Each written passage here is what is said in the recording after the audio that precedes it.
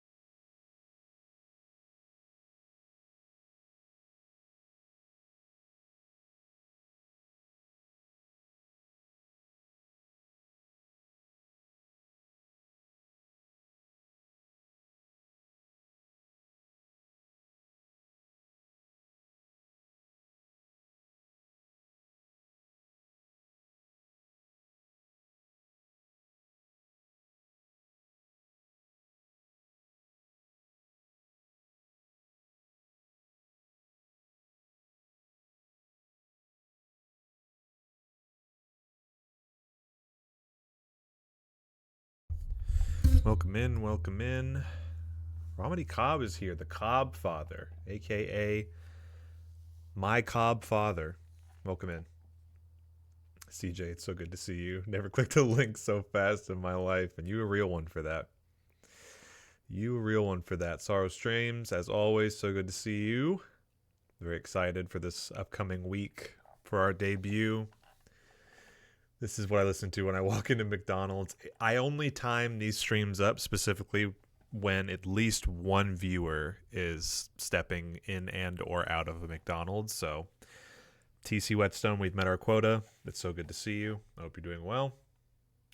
We'll get started in just a minute. I'm just finishing my lasagna. And once I have my lasagna, I'll be good to go. I took my Monday lasagna. I had it a day early. I hope Garfield can forgive me.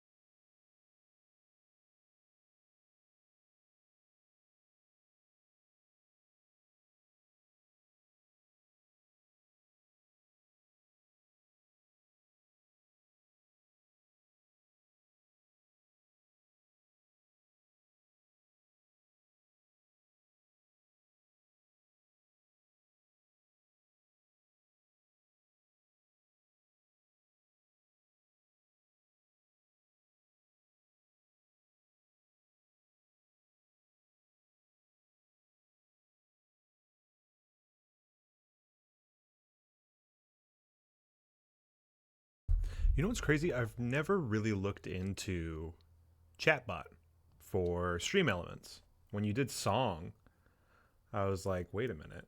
Can I actually go in? Can I do this? The answer is no.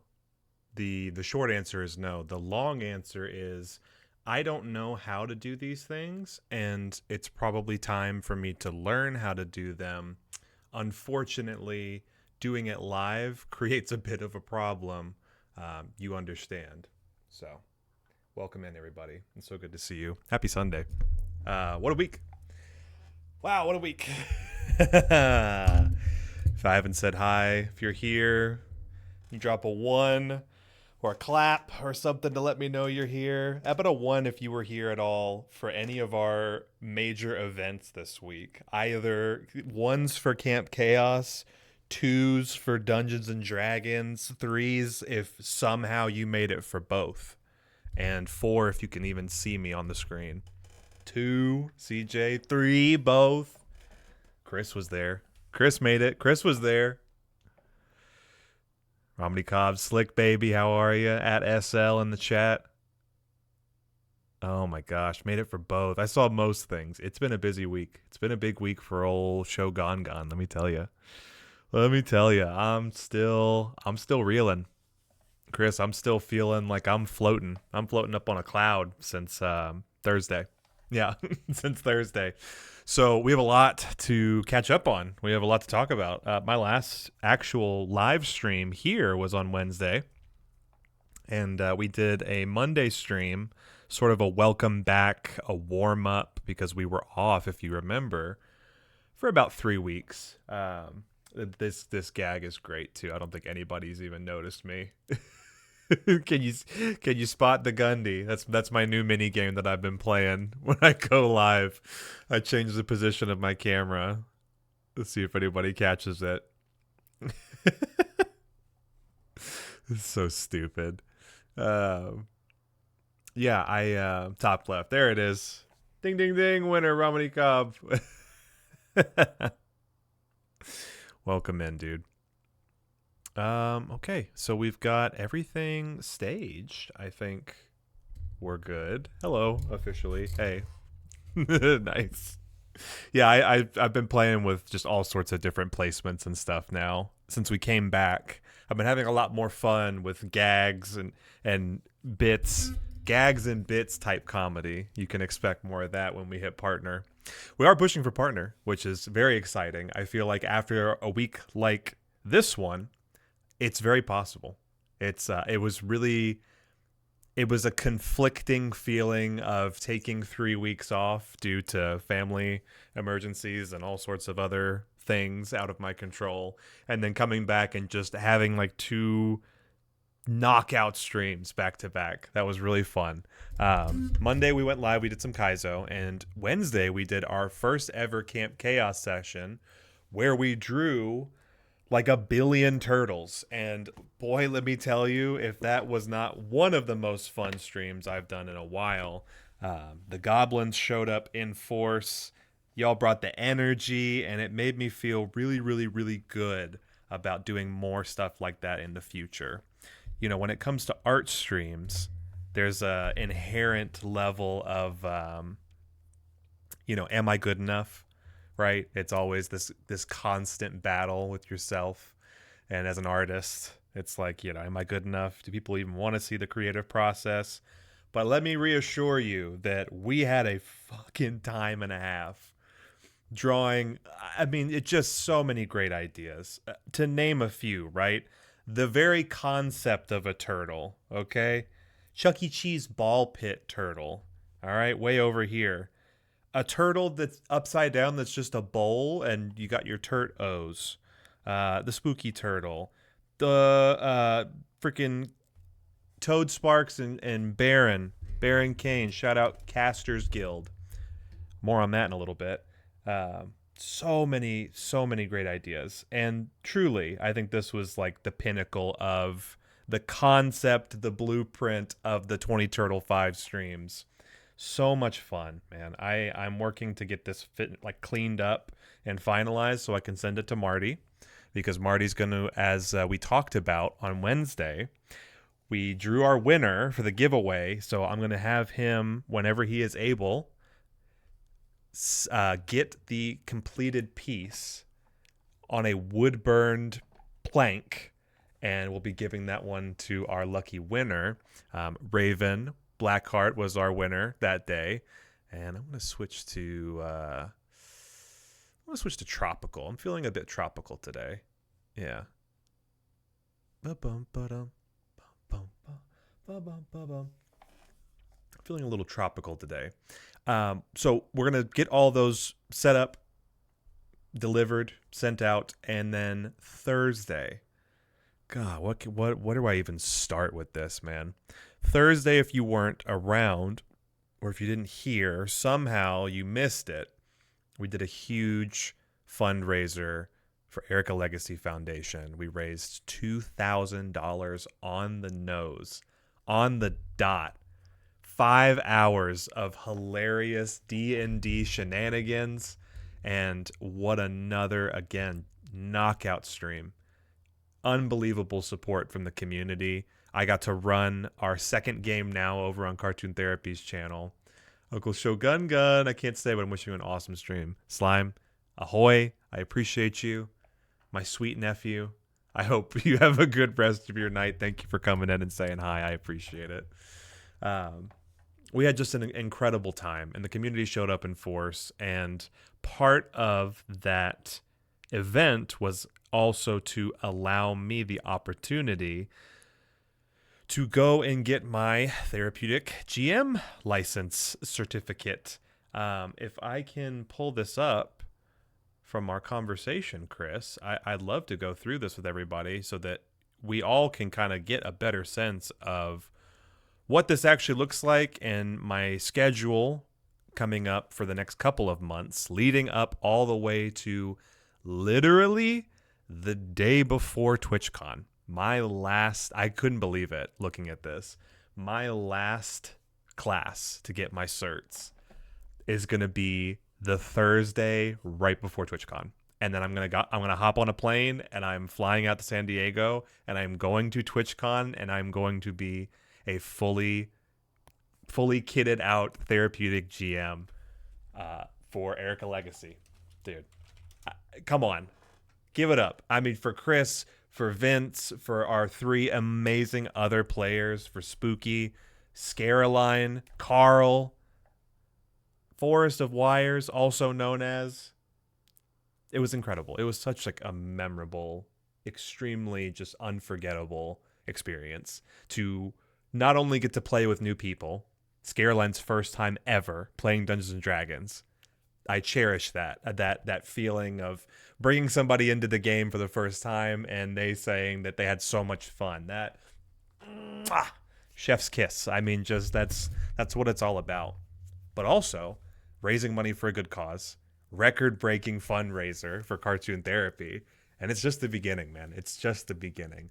Such good chemistry with this crew, and we were talking about it through the weekend. We were just going back. I watched like another 2.5. I went back. I watched the first 2.5-ish hours of the VOD, so I've got another 2.5 hours because I'm taking notes for myself and little things to improve upon. It's always a constant, you know how it is, chiseling, perfecting. And gosh, I couldn't believe when I was DMing, I couldn't really pay attention to the chat that much. I was very aware of the donation goal and whenever we got like a big raid, and we got tons of raids. Dude, freaking Cookie Bates came in. No, Bull came in. Max, we had Leah. We had another really big raid, I think, towards the beginning. And so many people showing up, again, bringing that good energy and matching the vibe, donating, just going absolutely Blinky Blanco mode. You guys should be really proud of yourselves because not only does it help me, and I am unbelievably grateful, and I have nothing but gratitude for what we have all achieved, but you've helped so many people. I know Chris is going to be staying busy. Second fundraiser, I think the idea of roleplay really hit people and sunk in. I agree. Yeah, and I think this is the blueprint for what we want to do in the future. Chris and I talked for a good bit over the weekend as well. Very, very excited for what comes next. I have lots of ideas, y'all. I have so many ideas. And through this process and doing the fundraiser and having all the fun and the laughs, running the game and completing our second session, I was like, you know what we need to start doing? We need to start drafting content and things for future events. Our 1,300 follower goal on Twitch was met Thursday. We got tons of love and shout outs and support, but we hit 1,300. And so today, I want to take you guys through and build a character from scratch, from nothing. I have no concept. I need your help today to bring a character to life. And if you're here for it today, or at any point, if anybody comes and hangs out and gives us suggestions and ideas, we're going to build a character from scratch, and I'm going to put it in stasis for whatever next game that we have that I get to run, and we will debut this character for that next game. So, as a big thank you to all of you, if you were around this week, if you were supporting the streams, if you donated, if you are helping us in any way, shape, or form, I want this to be sort of a thank you, a give back, showing my appreciation and continuing to collaborate with our community. Let's make a cool character. But I do want to go through this really fast because it's important, and this is going to talk about what I'm going to be doing for the next couple of months. Toad Sparks, welcome in. So good to see you. Toad Sparks, please remind us and myself when we can expect to see, hear, enjoy our little game coming up on Thursday. So Toad Sparks, I've been waiting for you to get here before I said anything. Sorrow Streams and I are going to be joining Casters Guild. This will be my third time joining, and Sorrow this time his first time playing. Corny Midland, it's so good to see you. How are you? We are going to be playing a fun little game, and I hope to see you all over there very soon. If I'm forgetting anything, any details like times and all that, please let me know. Please feel free. It's so good to see you, my friend. I love character creation. Me too, dude. We got you, dude. I've played up to level 3 before. Yeah, we did a level 5 on Thursday. That was super fun. I think level 5 was the sweet spot. August 4th. I was wrong. August 4th. I thought it was next week. I thought it was this week. I thought it was next week. Are you saying that's when it's available? But we're doing the thing Thursday, right? Listen, I'm still reeling from this week, so forgive me if my days and times are all mixed up. That's why I waited for you to come in so I don't fully mess this up. I want to make sure I get all my details straight, and I'm finally, like, I had so many things up in the air, and now I can focus. Now I can remember all the other agreements and everything that I have. Let's make a kick-ass character. That's when it'll be available. Thank you, brother. I appreciate you. Looking forward to it, truly. So, Geek Therapeutics. Get all of the tools and skills necessary to create your own therapeutic roleplay sessions. Learn how to lead role-playing games from intimate one-on-one sessions all the way up to large group therapy applications. Whether you're a first-time game master or a forever GM looking for a fresh perspective, this curriculum is for you. Because of all of you, because of the generosity from the community and all of the donations to Erica Legacy, this course I've been enrolled in, fully paid for. We are locked in, and it's going to be on Thursdays, where I will be taking a training for individual awarding 36-hour CE hours for psychologists, counselors, social workers, and play therapists.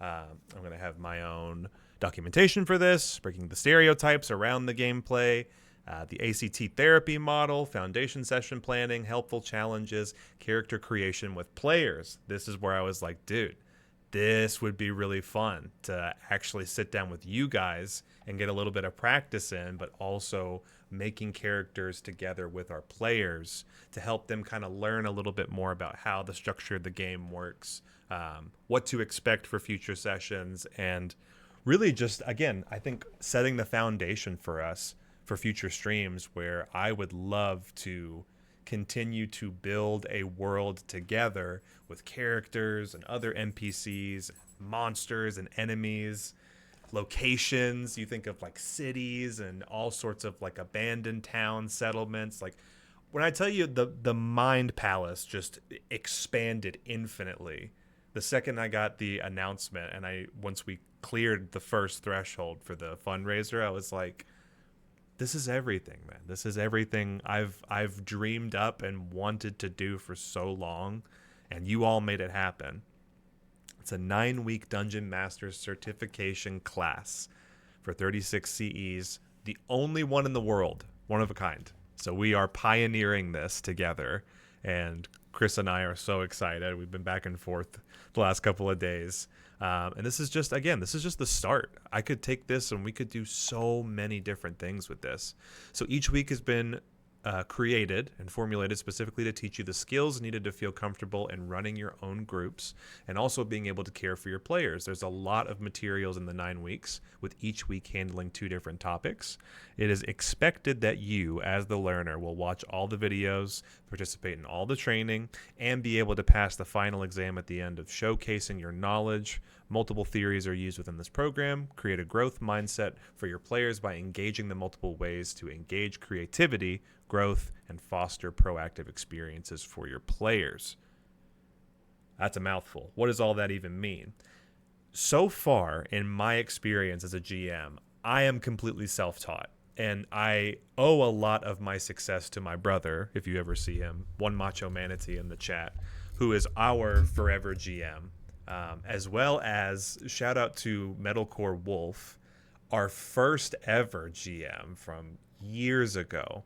I had the pleasure and the privilege to be able to hang out with him a couple weekends ago, and met his partner and some of his family, and just kind of talked about. So funny because we were talking about, like, you remember when we used to play D&D back in college all those years ago, and then like now here we are signed up and registered for a therapeutic GM course. It's like I texted him, I was like, dude, you have no idea, like, this is it, like, we're doing it. And he sent me a really sweet message, and I just, to both of them, a cheers and a big freaking thank you, because they're the ones who introduced me to this game. They're the ones who showed me the light, and I owe it all to them, as well as everybody who helped support us and believed in me and let me kind of spread my wings a little bit. Big shout out to Vince, obviously, for hosting and letting me step into that role. As I understand, we were trying to get him to do it, but he put me up as the next best thing. So I owe it all to a lot of people in this world. It's not just me. I busted my ass, don't get me wrong, but I do think that it took a village to get here. And so, whew, Pug Buddy, how are you, my friend? Congratulations to you, sir. I hope you are enjoying the products that are out now. I don't know if I could say any more, but I'm very proud of you. Amazing path. I'm super pumped, man. Morning, sir. Ponder, so good to see you. I don't know if word's out on the street yet, or if we're still. I won't say any more, but it's good to see you, and I hope you're doing well. I hope you had a great weekend, brother. Collusion. There's collusion. Enemy Mouse as well. It's good to see you. Welcome in. It's an odd time. Going to be interesting to see what is about to happen. As if you choose, you could become a weird expert and all this stuff. Yeah, I hope to be the weird, one-of-a-kind therapeutic GM expert, Chris. That's what we're trying to do. I want to be a one-of-one and help you with your vision, as well as achieving my goals and my dreams. Together, we're gonna create a crazy, powerful, imaginative love child that's going to take over the internet and the world, I think, someday, but one thing at a time. No, I'm so excited, man. You have no idea. And all the books and everything you sent me to, I'm very excited to crack into those very soon, because a lot of this, I think, is, again, on me, because I'm self-taught. To have resources now and to have a team and a course and a curriculum and training. If you enjoyed Thursday's show at all, imagine it's going to be like going from Dragon Ball to Dragon Ball Z, where like Goku was just a kid, all right? He didn't know what he was doing, all right? This is like the concept is like, I have amnesia and I don't even know my own strength. I don't even know my own Saiyan heritage. But now I'm going to go train with Master Roshi, with Master Roshi here being Geek Therapeutics. And I'm going to unlock my full potential, and I'm going to be the greatest Z Fighter GM in the universe. We're gonna get to Dragon Ball Z and Kai and Super, and I'm gonna be fighting Jiren out in Comic-Con, and we're gonna be doing like we're gonna be saving all the different multiverses. You have no idea. Like I'm so pumped for this. I'm so hyped, and I'm ready to do it all. I'm ready for whatever comes next. I saw some insane D&D video the other day. My housemate sent it to me. I think I'll try and find it. The guy had 2 projectors and it was all hooked up to OBS. Oh, yeah. I think I know what you're talking about. He did the light map and like the projections with he had like 2 different lights, and so it was creating, it was like he light mapped it and projected it onto the table with like topography, and then he did like another one where it looked like ocean water. Is that what you're talking about? That was so sick. That's the one. It was insane. It was so cool. Major lofty goals, future goals for me. Pad, what's good? Greetings. What's up? Welcome in. DBZ reference. Corny, it's so good to see you, dude. I miss you, brother. I really do. I was going back, rewatching the VOD, and I was seeing your comments and your jokes and your jabs. I hope you got to use your bucket that we left for you underneath your chair. I kept seeing it's like, can I go to the bathroom, or do I have to use the bucket? I was cracking up watching it back. Oh God, I have to get used to this now. Yeah, you do. Yeah, you do, Chris. You did this, Chris. Now it's your turn. We're gonna have so much fun. We're gonna do so many great things together. You don't even know. Who's going to do a Krillin for you to transform into a Super Saiyan? Probably Vince. I think Vince will probably end up being my Krillin. Yeah, we're gonna sacrifice him to Frieza, and then that's gonna give me my power up. Pad, welcome in. Slick baby. I think it could be improved upon. Yeah, definitely. If I had perfect world, unlimited resources, I would do that and have all of my friends come here and we do our game to show you guys how we play. Like, I would set everything up and stream, but I would let my brother run the game and show you how I learned how to play and how spoiled we are. Dude, and then with Foundry, right, it's like I had to reteach myself so much stuff just to get ready, and they changed a lot from the updates from the last time that we streamed with Chris and Sybil, Momboy, Vitamin Pug. So there was a huge learning curve immediately after, like, getting it set up again. But if I can get in there and I can do some modding and we can take this course and apply it to our future games, we're gonna freaking level up and change the game. I have no doubts in my mind that there's nobody else doing it the way that we are. So I want to ride this wave, and I want to take this energy and funnel it together into a new character creation stream for you guys today. And who knows, this could be a regular thing. If we pick a day where we could do, like, let's build a city, let's get a shop set up, let's do a couple of baddies, let's get a big bad, let's get a storyline going. I would love this to be a collaborative effort from the community where we build a world and throw it against some players and see how they do. Yui, so good to see you. Welcome in. It was so much fun. I'm glad. I'm really glad from the audience that you guys had fun too. It's wild how Twitch can connect people and affect others and change lives. Yeah, and you're majorly responsible for that. You did it earlier. I saw you in Foxy Katie's stream. I know what you did, Chris. I know what you're doing. No, very grateful. Is Foundry more accessible than Roll20 or D&D Beyond? Those are the ones I'm familiar with. Yeah, Slick. So I came off of the back of using Roll20 and D&D Beyond for years. I think Foundry is the supreme, like, the best thing since sliced bread for tabletop gaming. This version that I run is actually Foundry server, which for about $5 a month, you can set up games, and there's like storage capacity limits, right?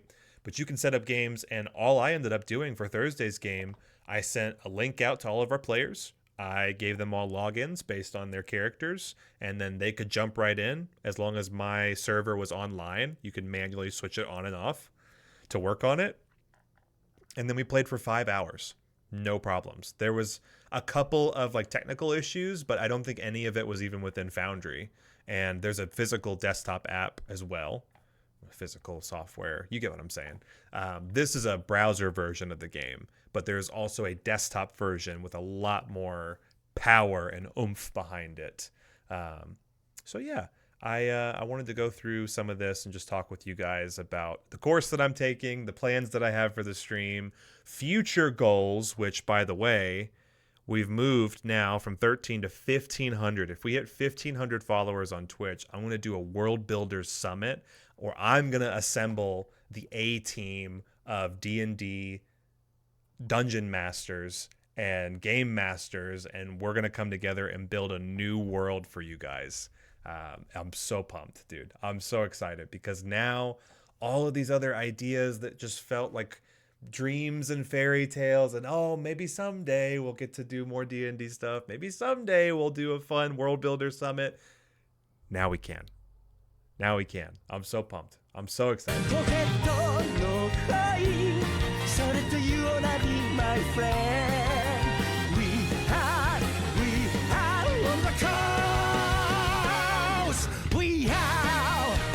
Couldn't have said it better myself, CJ. Big man blind stories, big man blind stories, big man blind stories, big man blind stories, big man blind stories, big man blind stories.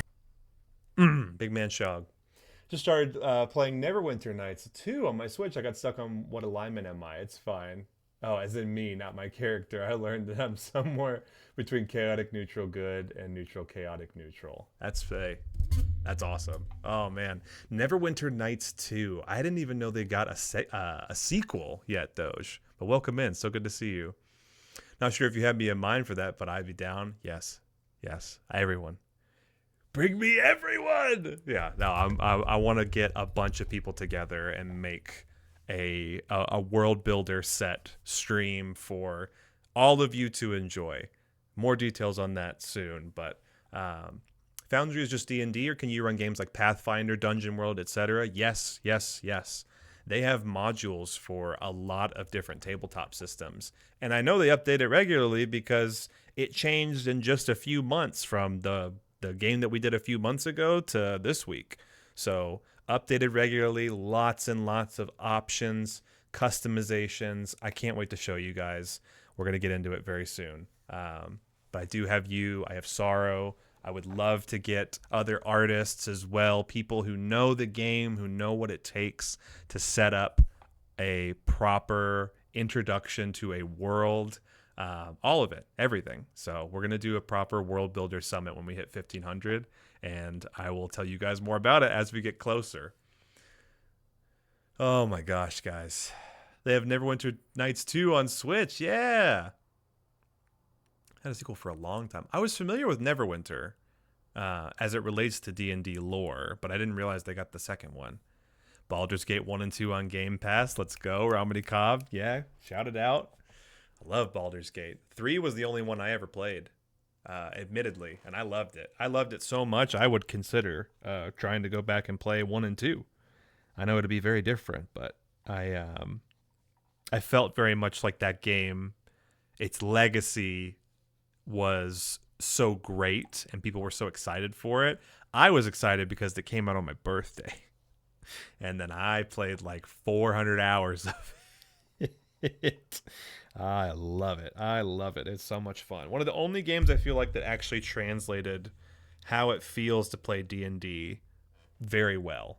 And I'm sure Neverwinter is pretty close too. Neverwinter Nights 2 is pretty close as well. They just never put it on Switch until a few days ago. Nice, dude. The OG Neverwinter was an incredible module maker for its day. I was talking about the older. Yeah, with the live DMing tool. So, our course, right, that we're going to be doing is Introduction, Character Creation, Tabletop RPGs as tools, session planning, therapeutic encounters. I am taking all of this. I'm going to utilize it and create a blueprint for us to be able to do more sessions, more games, offline and on for other future events, fundraisers, maybe some travel, who knows. But without getting too far ahead of myself, I just want to say I'm very, very excited, very grateful. And then let's build a freaking character together. I have to clear out my messages because I keep getting absolutely bombarded with spam messages, even at 8 o'clock at night, which is hilarious. Therapeutic encounters, documentation skills, Roll20 integration, which is great because I already have tons of experience with Roll20. Diversity and inclusivity, values explained.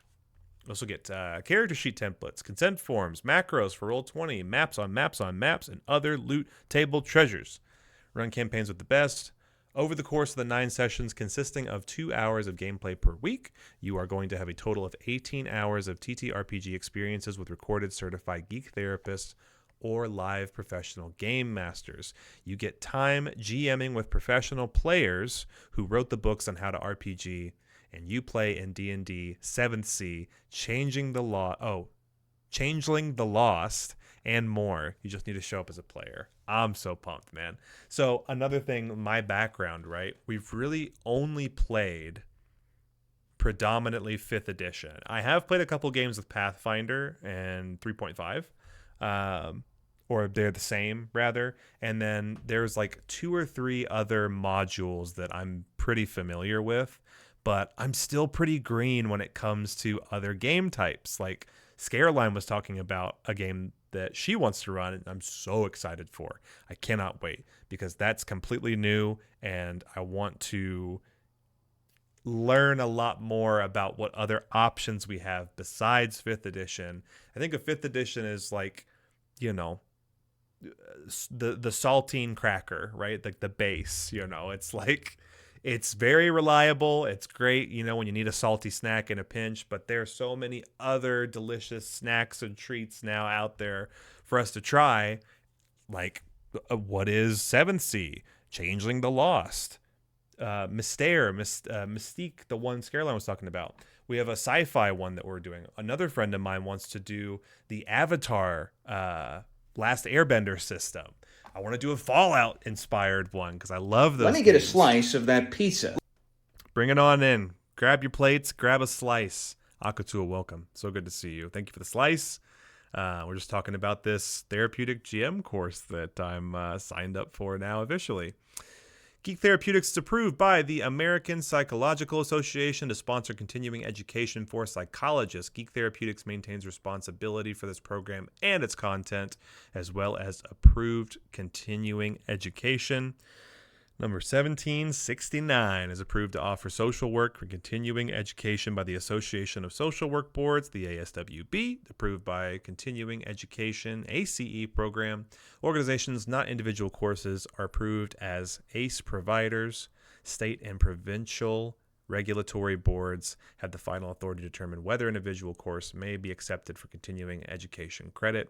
Geek Therapeutics maintains responsibility for this course. ACE provider approval period is from 2022 to 2025. I'm sure that needs to be updated. I'm not going to worry about it, but Geek Therapeutics has also been approved by NBCC as an approved continuing education provider. Number 7042, programs that do not qualify for NBCC credit are clearly identified. Geek Therapeutics is solely responsible for all aspects of the program. So I am very excited for this. If you want to follow along, I'm definitely going to be posting updates as I am allowed to. I don't want to say I'll give you the full, details of what I'm learning because that's probably protected and there's some privacy stuff. But I want to keep you guys informed as that goes on because that's a 9-week course every Thursday for a couple of months. And then right when I finish, I'm going to TwitchCon. So I will just let you guys know how it's going. And those Thursdays are going to be reserved specifically for that. So what do you say we crack open a new character sheet and we build a little buddy for us to save for a future game? Oh, I'm so pumped. I'm so excited. We have NPC, and I'd love to know when you guys, if you've ever played tabletop games, if you've ever done Dungeons and Dragons or Seventh Sea or Changeling of the Lost or Mystere or any of these kind of games, if you use Daggerheart, if you've done other kinds of modules or stories, one-shots, I want to ask formally, where do you think we should start? Right? Because I have my ways. I have my knowledge and the way that I would build a character out, how to start building one. It's an important question. And I'm curious, where do you guys start? What do you guys think is the most important thing to pick first? And I'll show you a couple other tools that I use whenever I do make characters and draft them for other stories, one-shots, homebrew campaigns, all that stuff. I have so much archived knowledge and things to call upon. Sometimes I forget, for other people that they may not know. They don't even know where to start or what is the best place to go to start looking up and researching or figuring out what kind of character I want to play. I also played Aberration. I think I played Changeling once before. Some fantastic tabletop RPGs that are much less rulesy and numbersy than D&D and more narrative focused. Yeah, slick. I'm all about that. When we did the Daggerheart playtest with Toad Sparks on Caster's Guild, it was so much fun because I very much enjoyed the aspects that were more focused on group storytelling and building the world as you go versus here is a huge 400-page rule book and you have to know everything and then roll all your numbers and crunch all the dice. And it's fun when you do big numbers, but sometimes it kind of bogs the game down. It slows things down. It's like, I would rather just talk about what's going on, make an associated check and keep the ball rolling. This is just from over a decade of playing tabletop RPGs. I have a very clear idea of what I think is a good experience, right? But I also want to take into consideration the players, especially now that we're talking about doing this as a therapeutic game, that this is more than just having fun, but it could also be a tool to help people and navigate certain situations, conversations, using tactics together, team building that, could actually change lives. That to me is just, I could not come up with a better reason to do this than that.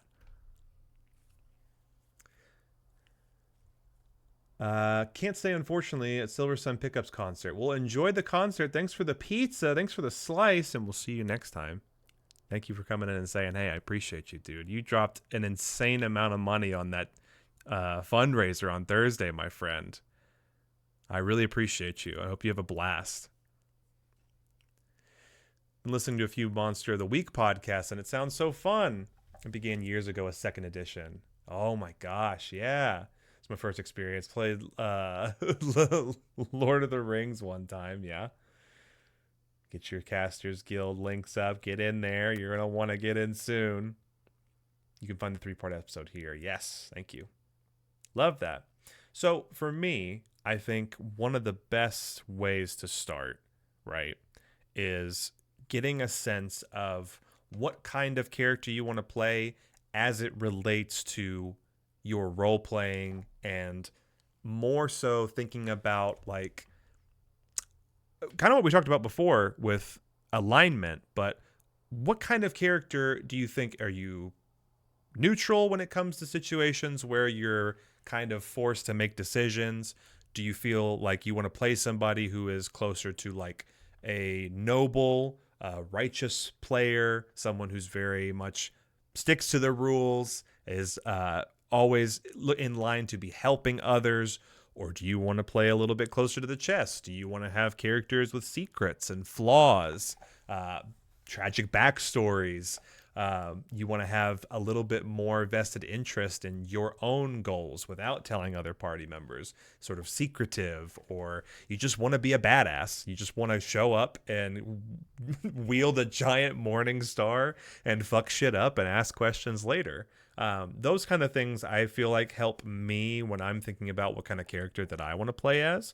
very much is based in the psychology and the idea that, this character, yes, will serve a mechanical purpose when it comes to like class and race and background and all of that. But the kind of role-playing experience that I want to have as a player, I very much like to think about that first. I'll give you a good example. In our off game right now, so we have a main game that my brother runs, and then when someone can't make it for the main game, we will often pivot and we'll play Curse of Strahd. Curse of Strahd, if you don't know, is a very fun D&D module where you're basically trying to kill a vampire lord in his own kingdom, his own domain, while he actively fucks with you and your party. My brother does a very good job at fucking with us. And it's very, very silly. It's very fun.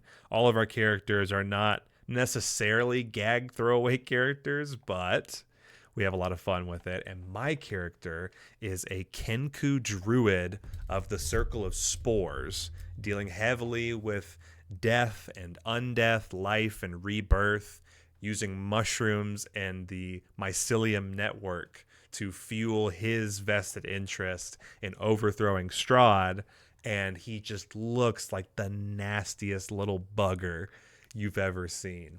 Kenkus are very fun, and it was a challenge because they actually don't have speech. They're a character race that only can speak in mimicry, like a parrot. So I can only use what other player characters have said and then stitching them together in this sort of broken speech pattern to indicate like what I'm feeling and what's going on.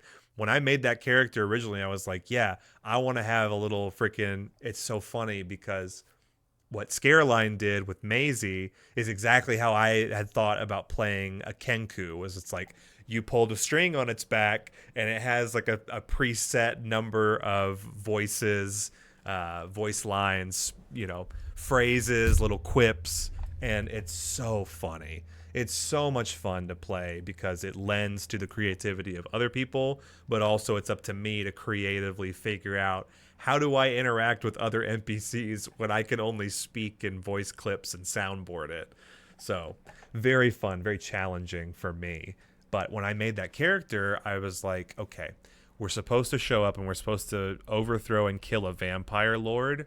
What's the one thing a vampire lord is going to rely on? Is death.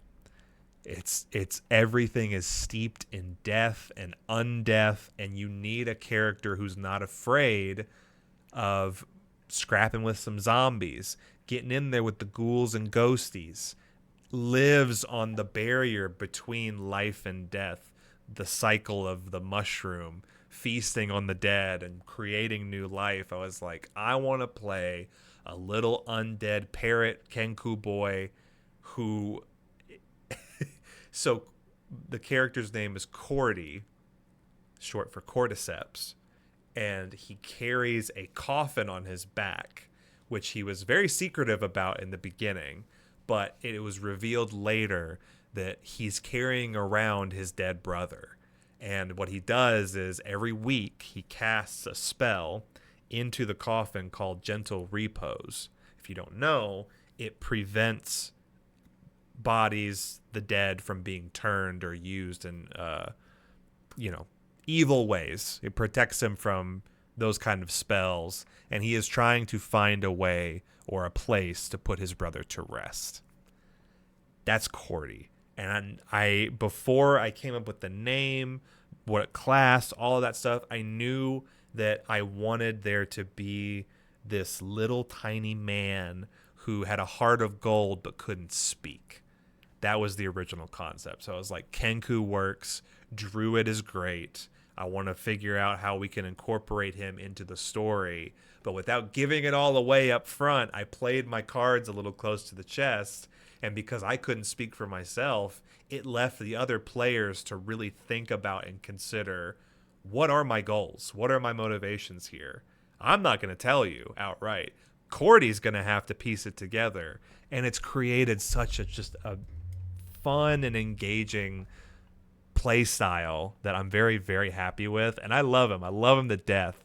My other character is a turtle wizard, and he is level 20, and he fucks with time, and everybody's out to get him, and it's like I could sit down for 3 separate streams and tell you about my good friend Ogden Ghoul, but for now, just to kind of give you a little bit of background on one of my current characters and how I come up with them, I think about what kind of character we want to build, and then I can show you some of the tools that we have to make that character happen. So I wanted to catch up. I wanted to say hi, thank you all, talk about some future stuff for me, scheduling, planning, all that.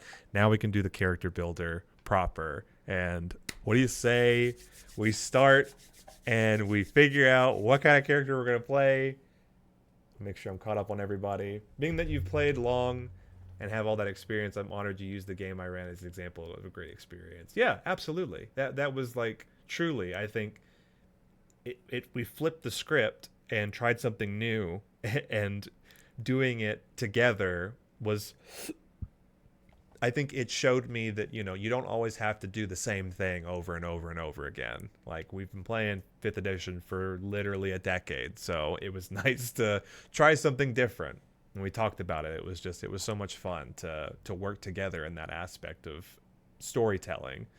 Usually I try and make a helpful, chaotic, good kind of character that will still that will stand up for the little guys, stick up for the little guys. Yeah, same. I tend to stick to something more chaotic, good, and chaotic neutral. Honestly, same. Yeah, I think I've played an evil guy like twice, and then one was completely chaotic neutral. Bellator, it's so good to see you. Welcome in. My good friend, our ambassador for Camp Chaos, welcome in. I'm going to need a second breakfast for sure.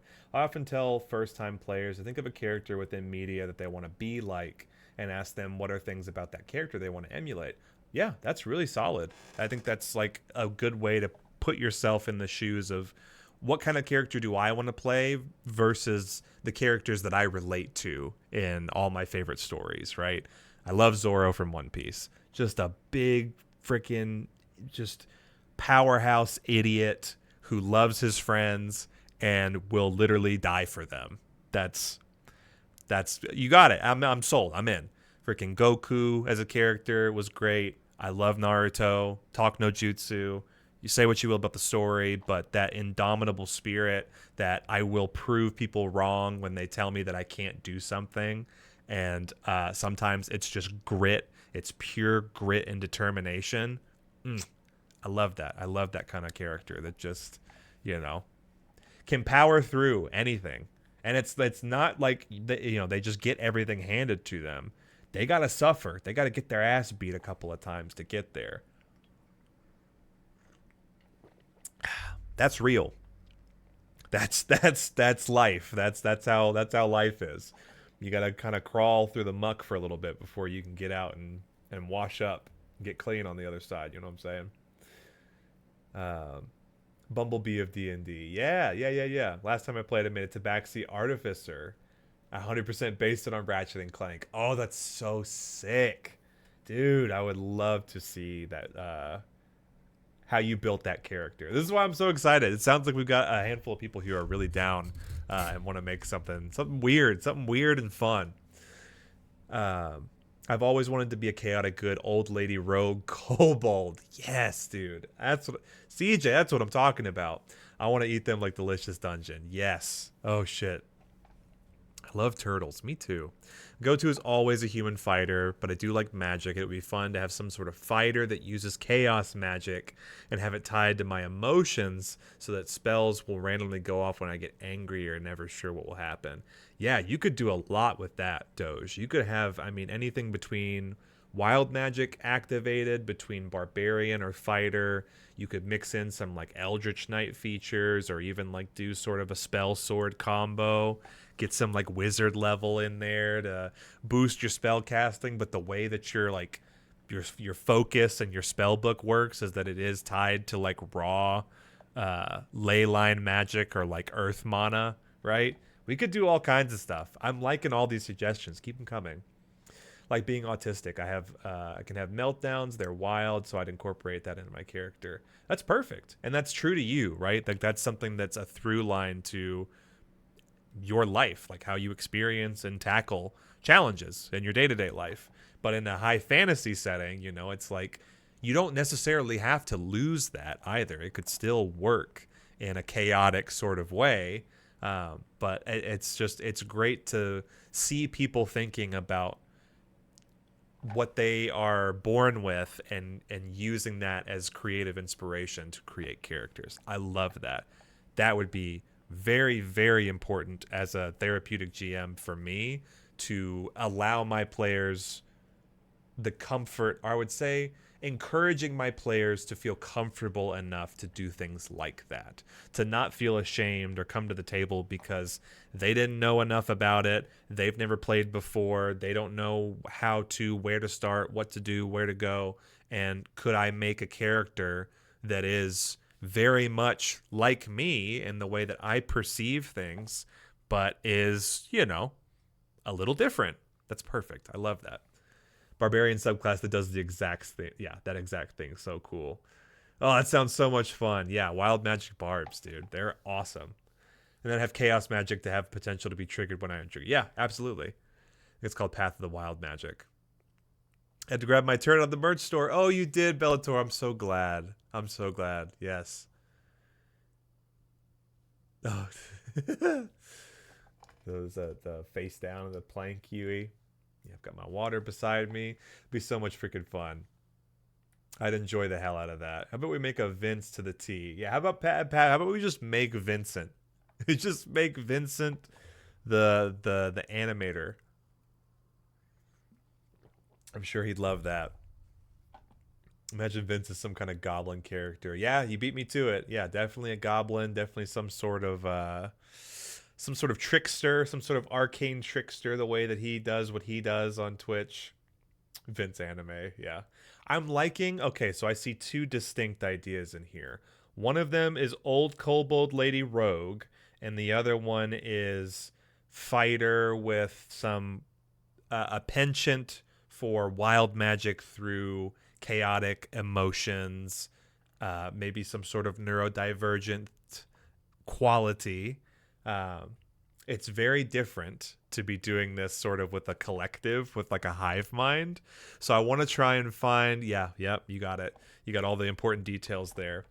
To find a way to build this character out. And as another tool, if you're ever interested, you can always go to whothefuckismydndcharacter.com and you could roll the stats for a fucking passive-aggressive half-elf wizard from the wet desert who is pretty tight-fisted with their gold. Don't like that? Doesn't make any fucking sense? Okay. You think my character... Oh, you think your character is cool? My character is an old-fashioned halfling fighter from the Improbable Peaks who wants to clear their name. Also very important to be thinking about what motivates your character in any context, right? Like one good motivation and one good flaw. You'll hear lots of DMs and GMs talk about this, but you really don't need much more for a character's writing or backstory as long as they have a compelling factor that like is their motivation, or if they have a really severe flaw and a drawback, because both of those things drive the story. You think about like moments where the party's trying to get out, but there's a big treasure chest of gold and you only have a limited amount of time. And if your character has like a severe amount of like gambling debt or something, right? Just first things that come to mind, they're probably going to risk their life to get a couple extra handfuls of gold before they leave the temple that's crumbling around them. If you have somebody who has like a previous encounter where they were close to death from being stricken with like a deadly poison, and then they enter a dungeon where it's like poison is the main mechanic, they're probably going to mentally have a really hard time navigating because of the fear of falling back into that poison again. You could even flip that and say that because of their previous encounter, they actually have some sort of natural immunity, so it gives them an advantage based on a previous trauma. Just simple stuff like that. You can really do a lot with a motivation and a flaw when it comes to building out your character. How about we do an old-fashioned kobold fighter? We'll do a couple levels in rogue, and then they have this this background where they came down from the improbable peaks and they're looking to clear their name in a way that also could deal with maybe something that happened to them in their past. You can hit that as well as many times as you want. I've used that a couple of times for certain characters. Probably several dozen times I've hit the reroll. They're all different. It's a huge database of character ideas, backgrounds, motivations, flaws, story, elements, like very useful tool. Who the fuck is my D&D character? That one's on Gundy. You can take that one to the bank. Interesting, because it prompts, oh no, what did they do? Yeah, gambling addictions. Oh my god, exactly. I picture my old lady Kobold as a former villain's henchman. Maybe she built traps and made potions for the baddies and left because she was underappreciated. Now she wants to join random parties, fuck over her old bosses. That's rock solid. That is rock solid. I like it. Let's roll with that, okay? So we're going to have to do a couple of things here. And from Foundry, so this is just, again, for me, since I paid for the license, I feel like I need to use it. Personally, I feel like I should probably be using the thing that I paid for. But Foundry is a really great tool because it can take you through all of the aspects of character creation. And I've used 5th edition just to keep things simple. And if you followed along on Thursday, you'll definitely see what I'm talking about, where all of your core stats and information are here. We can build out and do a whole kit and inventory. We'll have all the features for our class, race, and background, and then maybe a couple of spells too, just for fun. But you have a couple other things like conditions. You have your biography, which we can definitely. I'm ripping it, Siege. I'm taking this, and I'm just gonna make a quick note here in the biography. Former villain's henchmen, where they got tired of being underappreciated and now joins random parties to fuck over her old bosses. I like this idea where it's like she knows these villains inside and out. She's the worst person for them to be on the enemy team, right? On the adventurer side. So she's going to be basically a reverse henchman to go with the intrepid adventuring parties to undermine the villains that she already knows their lair, their pattern, right? Their routine, where they're going to be, where all those traps that she set up, all the potions and all the know-how, like that's diabolical. And I love it. I love it so much. I would also say I'd like to do some artwork for this character as well. We may not get to it tonight, but this is going to be a good starting point for us. Y'all ever stand outside Domino's waiting for your pizza and done watching the Show Gundy stream on twitch.television? I can't say I have, but I'm going to have to try it sometime. What kind of pizza we getting, my bro? What kind of pizza we got going over there? Also, ads are coming up. If you don't want to see the ads, we appreciate our subscribers. We'll be drawing turtles again very soon for all of our supporters. It gives you ad-free, a bunch of fun emotes, my undying love and appreciation, but we also do drawings for our subscribers. And also consider you may have a Prime locked in. Everybody gets a Prime gaming sub with their Prime subscription. You could use it anywhere. You could even use it on me. And you could also use Turbo. You could get lucky enough to be gifted a sub, but if you have to step away, get up, stretch, walk around, walk your dogs, grab a snack, drink some water, take care of business, take your meds, do what you got to do. I totally get it. We appreciate our lurkers as well. Leaving us up, even on like 1% volume while we push for partner, is incredibly helpful. Tell a friend, let them know. We're pushing P 2025. We got half the year left. I still think we can do it. So, let's start with that. And I want to get a couple other things set up. So we're going to need a Kobold stat sheet because we're going to probably have to do a lot of this from scratch. But I think the first thing we'll do is get the class figured out. I want to do Kobold 5e race. And I know there's a spot for it. Yeah. Okay. So Mordekainen presents monsters of the multiverse. Whatever their relationship to dragons, kobold scales tend to be rust-colored, although the occasional kobold sports a scale color with more akin to that of a chromatic or a metallic dragon. Kobold's cry can express a range of emotion: anger, resolve, elation, fear, and more. Regardless of the emotion expressed, their cry resonates with draconic power. Here's where we can get into that sort of emotional instability, tapping into some draconic magic and power. This is going to make a really, really cool character. I can already tell. I'm so excited. So we get a couple of things, right? Ability score increase. We can increase one score by 2 or 2 different scores by 1. And we are a humanoid, small humanoid, 30 feet walking speed. We do have dark vision, which is really good to know. I'm just going to grab that and bring that over as well. Sausage, bacon, pineapple. That sounds great. 35% off gift subs right now. Yeah. Oh, I totally forgot to mention that. So I lowered the cost for basically tonight because I'm trying it out. They released this feature where you can do discounted gifted subs. So I think it's up to like, I don't know if it's 1 or 5 gifted subs, but if you want to check it out, there are discounted sub prices now, and I get a range of hours to use it. So I think I'm going to save them for other big events when we go live and we do like longer streams. I'll give you discounted subs as often as I can. So now's the best time to do it. Okay. Humanoid / dragon. Yeah, like a humanoid, like bipedal, right? And then I want to see if they have races in here. So another incredibly powerful, useful, gotta have it, saved, bookmarked, whenever you need it, 5e tools. This app has so much stuff in here, guys. I'm pretty sure it's in here as well. There it is, the kobold.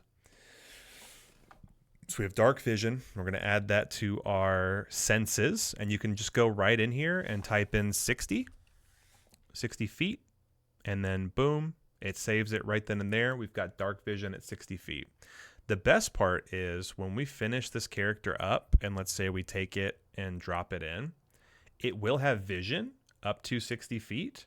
And mechanically, when you're building worlds and like when I'm doing light sources and stuff, like if I did another light here, and let's say we put it all the way up north, and I come back to this character, they have a range of 60 feet in their vision. So they can see with dark vision all the way out to here, which is awesome. So let's pull this back down. And let's keep going. So we have dark vision. We have Draconic Cry. As a bonus action, you let out a cry that your enemies within 10 feet of you until the start of your next turn. You and your allies have advantage on attack rolls against any of the enemies who could hear you. You can use this trait a number of times equal to your proficiency bonus, and you regain all expended uses when you finish a long rest. Dude, this is great because now we actually have a mechanic for...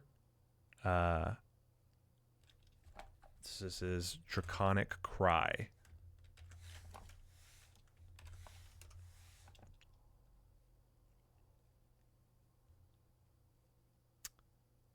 Oh. Did it not? Oh.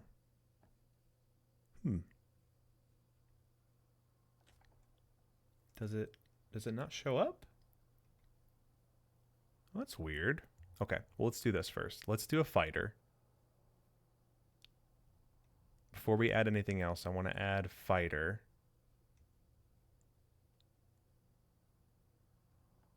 And I'm going to do 5.1 on this guy.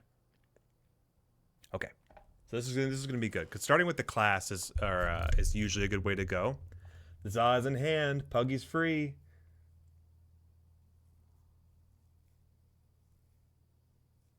Really like pineapple, spicy peppers, banana. Bad Little Kitten, hello. It's so good to see you. Welcome in. It's crazy. I just saw a dude standing outside of Domino's watching Shogun stream on Twitch.tv. Yes, all the thank yous going out. I did sausage with place of peppers tonight. It's usually my za. Hell yeah. We are dragon. We don't know that for sure. It might just be a coincidence. Let's see what happens. Oh man, I'm so pumped. This is going to be so good. Interesting, Kobold PCs don't come with pack tactics by default. That would have been too good. That would have been broken. Because then everybody would just be kobolds all the time, right? I know I would. I would be like, guys, let's just all be kobolds and get pack tactics. Kind of fucked up if Corny just saw me IRL and didn't come say hi, don't you think? I would be pissed. I personally, I would never forgive you if you saw me in the wild and you didn't come up to me and say hi. Because that's how Corny and I met. And I am forever grateful for you for introducing yourself to me. If only we knew. If only we knew. The man, the myth, the legend. I hope you're doing well, brother. Okay. So we're going to do a fighter. And I'm just going to do the initial stuff first. So first things first, it's going to take us through. It's going to show us our hit points. Our saving throws are strength and constitution, which is good because we want to be a strong, healthy fighter. We get 2 proficiencies. I feel like for a fighter, it would be good to have athletics as well as acrobatics. So I'm going to pick the 2 dex-based. Let's do athletics, since that's the only strength-based one. And let's do probably perception. I think athletics and perception's solid. We have light, medium, heavy armor and shield training. So we have proficiency in those, as well as simple and martial weapons. We pick up our fighting style along with second wind. And then our fighting style, I feel like...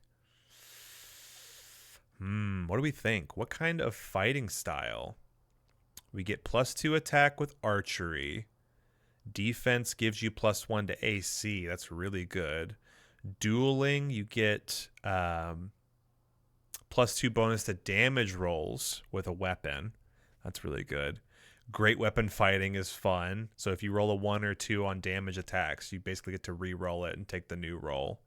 It must have a 2-handed property for you to get the benefits, so we would have to be a 2-handed weapon fighter. Protection gives you, lets you set up disadvantage. That could be really good. I actually think protection is probably what we want to do here. Range, since she's getting older, yeah. But also, I think, too, giving disadvantage to enemy attackers, as well as giving advantage to her party members. I think that works pretty well. I always assumed you were the type of person who would shove vitamins down the person's throat if you talked to them. A snail bear hybrid creature would grow and already took my vitamins today. It'd be funny, my barbarian character is really scrawny, so people have had a hard time taking me seriously, and then they screw around and they'll find out just exactly how powerful I am. Fuck yeah. Protection makes a lot of sense too. 2-weapon fighting sounds like a kobold thing, or archery. 2-weapon fighting... You can add your ability modifier to the second attack. I say we do protection. I think protection's really good. She's going to make sure that this party is going to do what they set out to do. Is that they're going to get the bad guy, and she's going to tell them exactly how to undermine them. This is... yeah, sorry. No. We want features. Okay. So we did fighter, level 1. And I feel like if we go to level 2, just take the average, we get action surge as a level 2 fighter. Here, I think it would be really funny is if we added barbarian. And I'll tell you why. So the dragon aspect of this would work in a couple different ways. You could lean into a caster. You could do some sort of combo with, wizard or cleric or something. But if we did barbarian, we get the shields, we get simple martial, we have a rage now as a bonus action, and we have unarmored defense.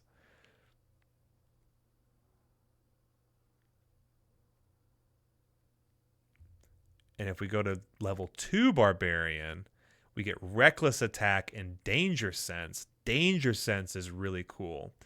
You gain an uncanny sense of when things nearby aren't as they should be, giving you an edge when you dodge away from danger. You have advantage on dexterity saving throws against effects you can see, such as traps, spells, and then to gain this benefit, you cannot be blinded, deafened, or incapacitated. So just for danger sense and for rage as an additional bonus action feature. Think about it like this, right? You rage on your first turn, then on your next turn, you get action surge. You get the bonuses of rage for those attacks. You can go in without any armor. She's old, right? She can't be lugging around heavy armor all the time. But you can also do reckless attacks to give yourself advantage.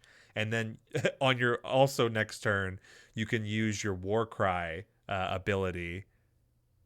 Yeah, your Draconic Cry ability to give your allies advantage. And then we also have the protection aspect of the fighting style. So when somebody else gets attacked, you can impose disadvantage on the enemy. Already, really fucking great work. I love this. So we have a level 4 fighter barbarian, old granny kobold who worked for bad guys her whole life. So now she's conscripting with the good guys to go and undermine them and fuck shit up. I love this character already. Let's do a species, but we're going to do a custom one. I want to get kobold set up. So I think what we'll do... So the compendium doesn't have a lot. So I think what we should do, I'm actually going to grab the Dragonborn 5.2, but we're going to make some changes. I think we should do an acid one as well. We're not going to get a breath weapon. But here, we're going to actually edit this, and it's going to be the kobold. We are humanoid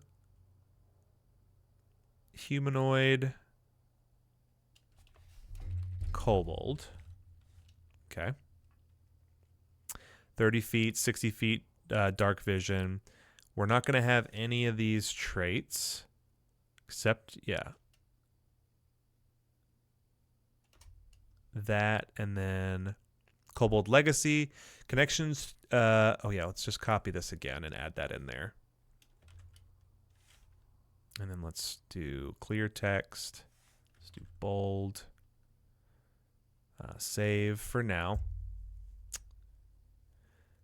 Legacy connections to dragons can manifest in unpredictable ways. An individual kobold. Choose one of the following legacy options. Craftiness. You have proficiency in the following skills. Arcana. You have proficiency in one of the following skills. Arcana, Investigation, Medicine, Sleight of Hand, and Survival. Defiance. You have advantage on saving throws to avoid or end the frightened condition on yourself. That's really cool. Draconic Sorcery. You know one cantrip of your choice from the Sorcerer's spell list. Intelligence, Wisdom, or Charisma is your spellcasting ability for the cantrip. Choose when you select this race. And then you can read, write, Common, and one other language that you and your DM is appropriate for your character. I think, right, it only makes sense. We'll just save this really quick. That languages here, it's going to be Common, Draconic. Because you're a kobold. I feel like that makes sense. So we'll just lock that in so I don't forget. But we also have Draconic Cry. We don't get the resistance. We do have dark vision. Draconic Fright we do not have, but we have the legacy. I think we should do... What do you guys think? I'm thinking we do...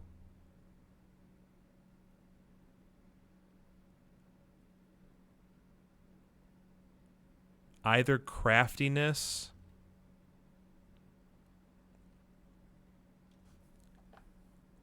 or defiance.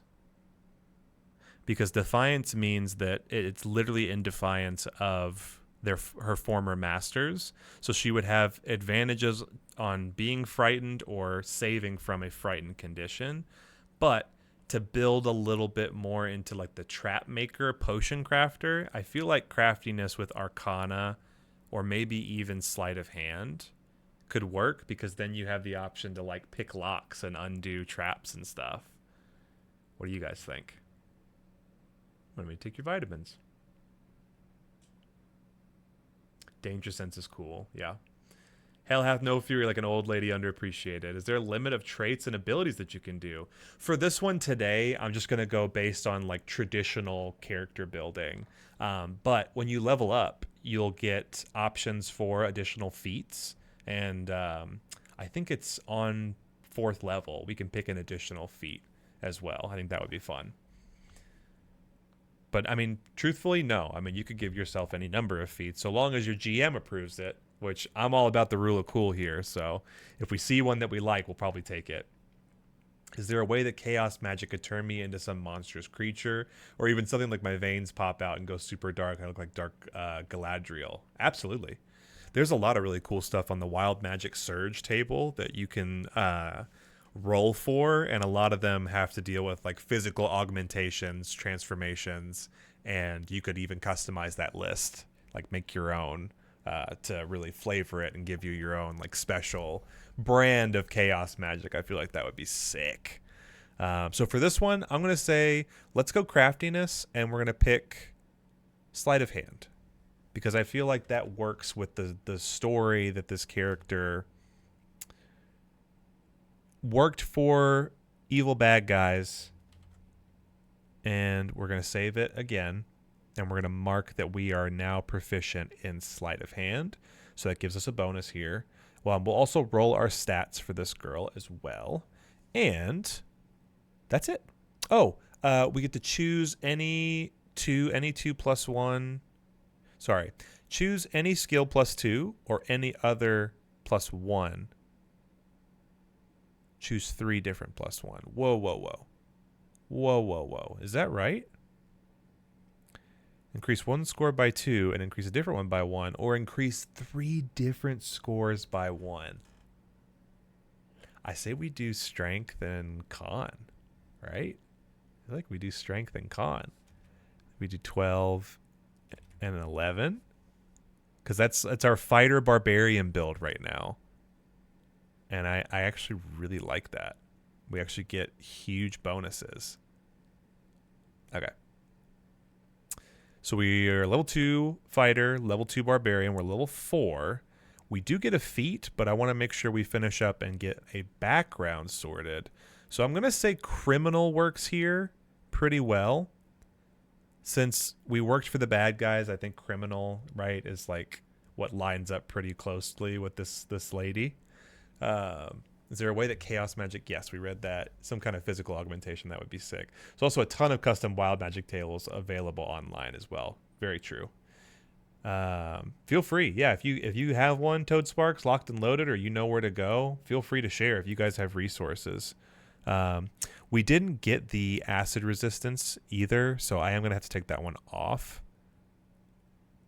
But sticking in line with what we have so far, the advancement for this, your background ability score improvement, increase your dexterity, constitution, and charisma scores.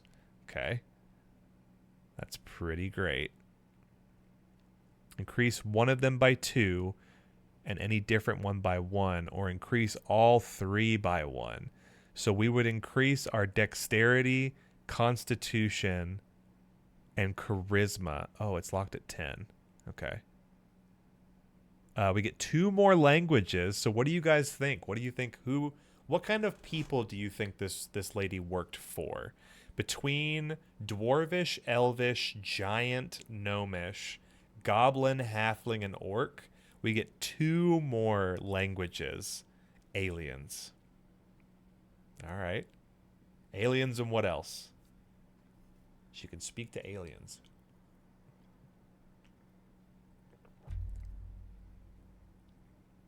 I feel like she'd be working with like goblins and stuff. Like goblins, or maybe she was like the crafty kobold seer, ally, like a tiny kobold on a giant shoulder, you know? Giants, yeah, giants. All right, we'll do giants, and I'm going to say goblin, but here's what I'll do. We get proficiencies in Thieves' Tools and Stealth as well. And we get the Alert feat, which is so sick. So I'm going to say, instead of Goblin, I'm going to do a write-in for Aliens. Just because. Just because I can. And then we get the Alert feat. When you roll initiative, you can add your proficiency bonus to the roll. Immediately after you roll your initiative, you can swap your initiative with the initiative of one willing ally in the same combat. So you can pick somebody else to go and get the higher roll for you. That's awesome. That's so good for this character. So, fighter barbarian, criminal background. We have the kobold locked in. I would have to make a custom Draconic Cry ability, and that takes a little bit of scripting and some knowledge. But for now, we've pretty much got all of our stats built out.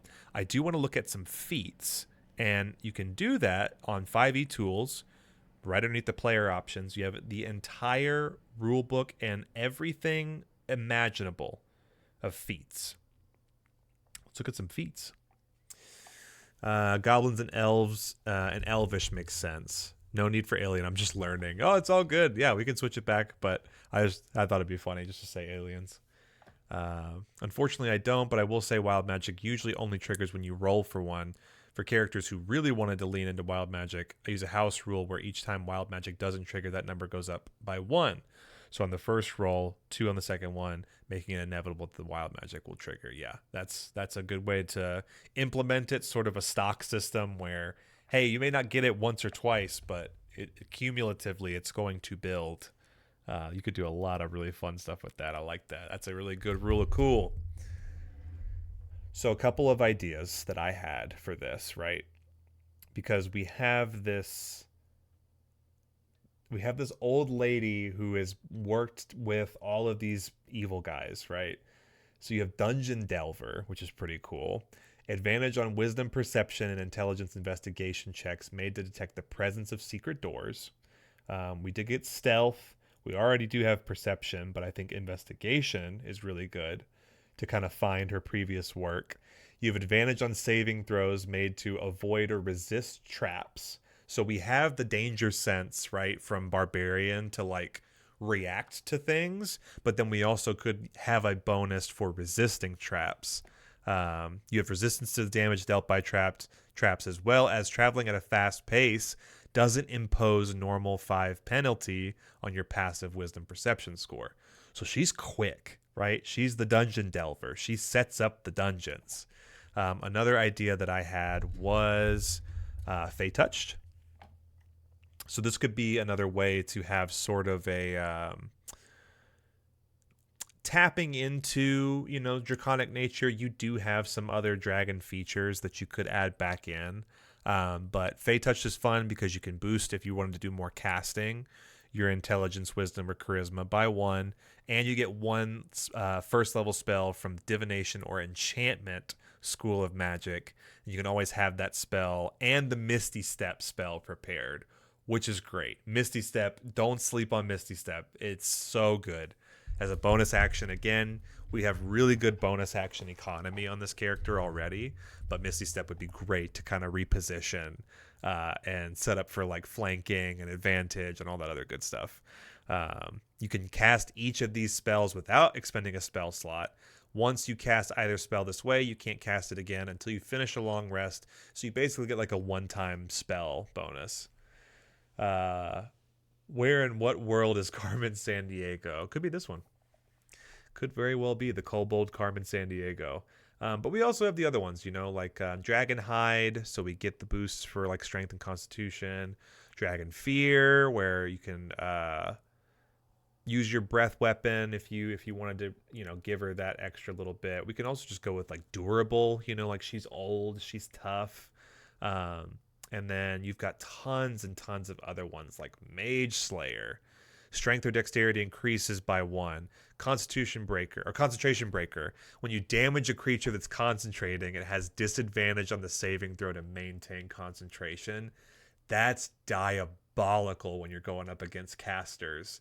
And I think for like powerful, wizards and evil caster characters, she's a bad bitch in that way. And then you have Guarded Mind. If you fail an intelligence, wisdom, or charisma saving throw, you can cause yourself to succeed instead.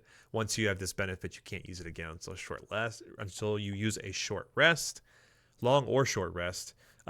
Basically a fuck you if they try to trick her or charm her or incapacitate her or something. She can just say, "Nah, doesn't work on me, man." And you get one free one of those. What's crazy is that works really well because there are certain abilities where it's like, once you save from this effect, you are immune. Like you will not be required to make that check again. So for Mage Slayer to just like one off and be like, "Nah, I save it. Fuck you. I don't want it." Then you're immune to it. And then it's like, oh shit. We done pissed Granny Kobold off. Interesting. I like that rule. So she just got an apron full of tea cake bombs, basically. I vote for Fear Boner. I like Mage Slayer. I think we can go with Mage Slayer here. So if we added... Does it have... No, it's just what's in our kit already. So we can add a feature. Oh, wait a second. It might actually already be loaded. If I pull up Legacy Content, Character Features,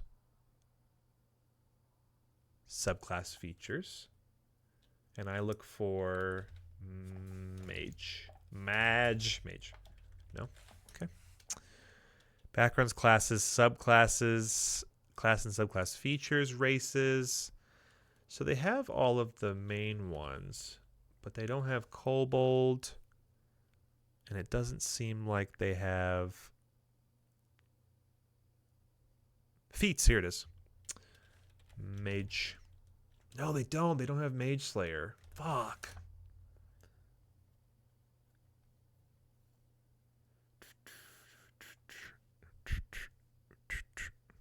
All right, well, what if we make our own? We'll make a new feature, and we'll call it Mage Slayer. We're going to just copy and paste all of the text in there. Level 4. Yep, we are level 4, so that works.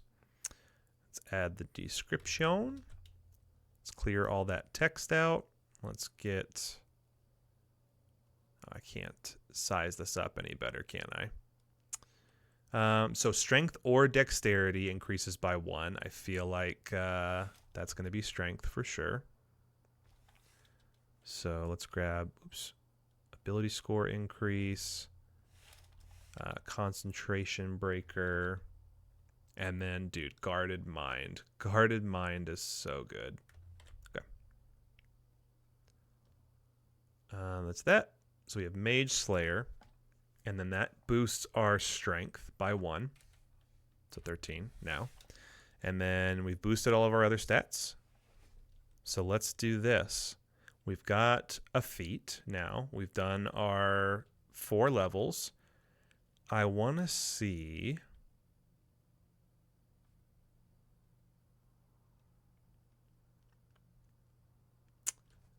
Okay, yeah, so there was more in here. Kobolds are fundamentally selfish, making them evil, but their reliance on strength of their group makes them tend toward law. Yeah, Dark Vision... Oh yeah, so this one does have pack tactics, and then so there's different types of kobolds based on whichever one you pick, but we'll say that's good for there. And then I want to see for starting equipment, because we should have picked something out for our weapons. What kind of weapons you guys are thinking? So I'm gonna go back, do 5e tools again. I'm going to look at classes, the fighter class, just to see what we get.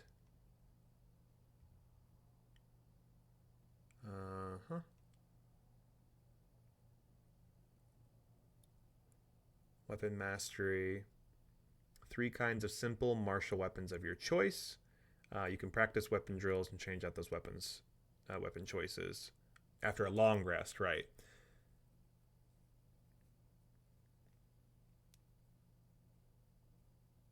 Action Surge, Tactical Mind. Let's see. Here we go. Starting equipment. Chainmail, Greatsword, Flail, 8 Javelins, Dungeoneer's Pack. So we've got... that's way better. I can actually read. So let's do some items. Items and spells. So we did get Chainmail, but I am curious. If we take Chainmail, right? And right now we have the bonuses from our base stats. But if we did equip the Chainmail, right? It is heavy armor. Doesn't say where it's equipped though. Oh, okay, there it is. So we equip it. Our AC is still 11.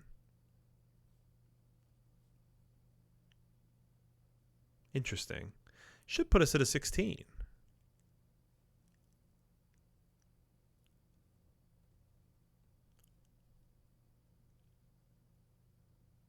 Oh, I wonder if it's because, you know what? Flat. Let's do flat 16. No. Oh, you know why? I think it's because...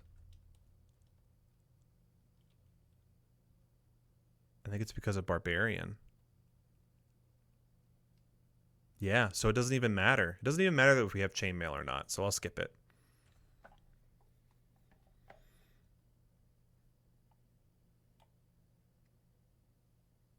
Staff, walking stick, yeah, absolutely. Sickle, we could try and do a sickle, yeah. So let's do... What were our other options in here? A, B, or C. So I think we should just give her the Greatsword.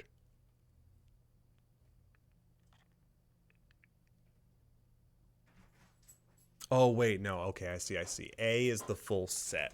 B is the studded leather armor, scimitar, short sword, longbow, 20 arrows, quiver, Dungeoneer's pack, and 11 gold. Or C, just 150 golds for a buyout. So let's do the second one. So studded leather armor, but we don't really need armor because of our unarmored defense. So we can just go and look up sickle. If you like simple melee weapon, sickle. Absolutely. We'll do that instead of the scimitar. We can do short sword as well. Longbow. Short sword. Give us a sword. Longbow would be really good. Longbow. Quiver. Put 20 arrows in that boy.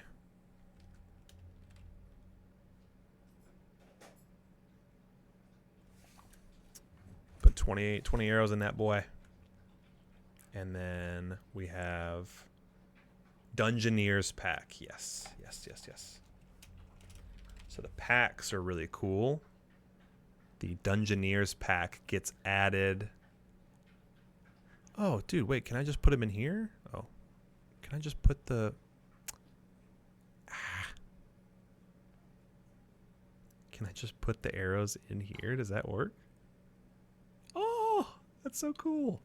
All right, so we have 20 arrows in the quiver, and the Dungeoneer's pack is its own separate section.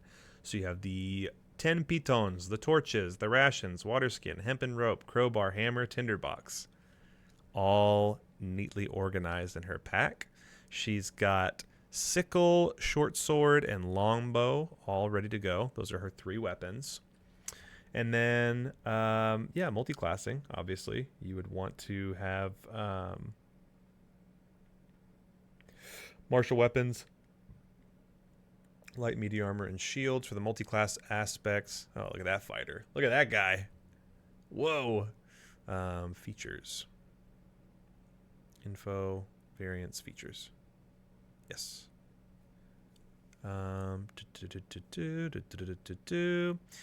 So here's an interesting question. Do we push... So here's what I'm thinking. We push one of our stuff to level 5. Because if we come back and we do another game, I feel like we're going to do another level 5 starting. What if right? We did. Where's our features? Barbarian level 3. Next, hit points, primal path, 2 to 3 rages, subclass. We will create a new subclass. Path of the Berserkers, fine. Frenzied Rage as well. So we don't get the Fright and we don't get the Breath weapon from our level 3, unfortunately. But I wonder if from here, variants, we do our Wild Magic Draconic Origin. Because from here, right? Path of the Wild Magic. Many places in the multiverse abound with beauty, intense emotion, and rampant magic. The Feywild, the upper planes, and the realms of supernatural power radiate with such forces and can profoundly influence people. As folk of deep feeling, barbarians are especially susceptible to these wild influences, with some barbarians being transformed by the magic. These magic suffused barbarians walk the path of wild magic. Elf, tiefling, Aasimar, and Genasi. Barbarians often seek this path, eager to manifest otherworldly magic for its ancestors. But what if we just threw it in for this gal, right? We kind of combine the two ideas together and we make a path of wild magic. So maybe more than what we have time for today, but we also get primal knowledge. So you get proficiency in another skill of your choice from the skill list available to barbarians at level 1. So that was our barbarian kit as well. We get to choose animal handling, athletics, intimidation, nature, perception, and survival. I'd say intimidation, nature, and survival would be really good for this character. Intimidation. We got athletics already. Nature and survival. We got the proficiency in the thieves tools, so we should probably add tools as well. Thieves tools to the inventory. And then we want some other items too. So we got the extra one from Wild Magic, simple and martial weapons, light and medium armor and shields, even though we don't need it. We get a great axe, 4 hand axes, and explorer's pack. Fuck it, right? She's armed to the teeth. Why not? You get both starting equipment for each one. So let's give her a great axe. Let's give her the axe, hand axe, 4 hand axes. And what was the other one? She also had a explorer's pack. Holy shit. She's stacked, dude. She's stacked. She's probably a little bit encumbered, but we'll roll stats at the end. Seems a little bit backwards, but I'll explain. So we also have the explorer's pack, which is just more rations. I honestly feel like, too, we really don't need all the rations. We already had a torch. We already have torches. We don't need another water skin. We don't need 2 water skins. We can have 2 sets of hemp and rope for 100 feet of rope. And then a bedroll, which is good. A mess kit for eating. And we already had a tinderbox. So even with all of that, I feel like we don't necessarily need this. We can just consolidate. That way we're still under our carry weight. Okay. We need to look at some of our stuff here. So we have the Rage, the Unarmored Defense, Reckless Attack, Danger Sense, Primal Path. And that's our... that is our Wild Magic path. So here we're going to do a class subclass, Path of Wild Magic. And then from here, I'm going to take this block about the magic awareness. Shrink all that down.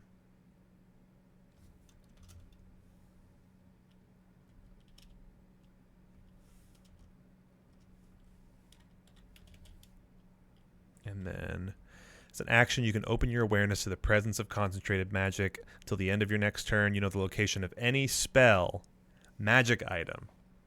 Of any spell or magic item within 60 feet of you that isn't behind total cover. When you sense a spell, you learn which school of magic it belongs to. You can use this feature a number of times equal to your proficiency bonus, and you expend all uses when you finish a long rest. So that's one part. And then Wild Surge is the next one. And I got to take care to format all this out. So shrink that down.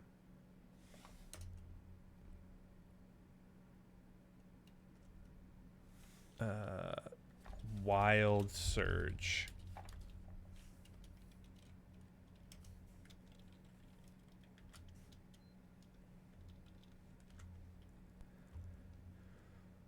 So that's magic awareness. Right? Oh.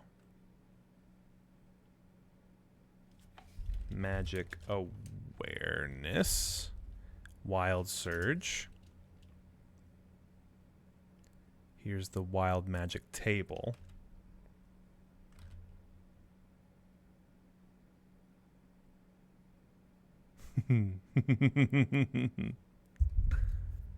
Produced if you... Oh. So magical energy roiling inside you, sometimes erupts. When you enter your rage, roll in the wild magic table to determine the magical effect produced.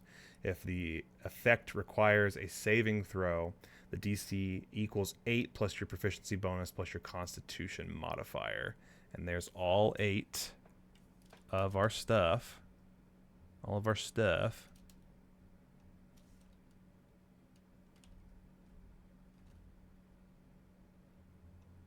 So I'm going to save that for now.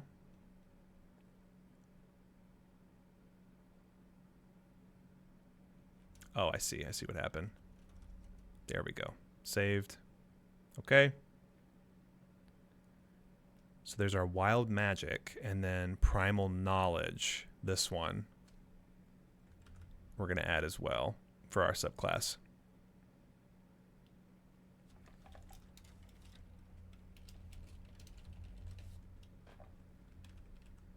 Oops.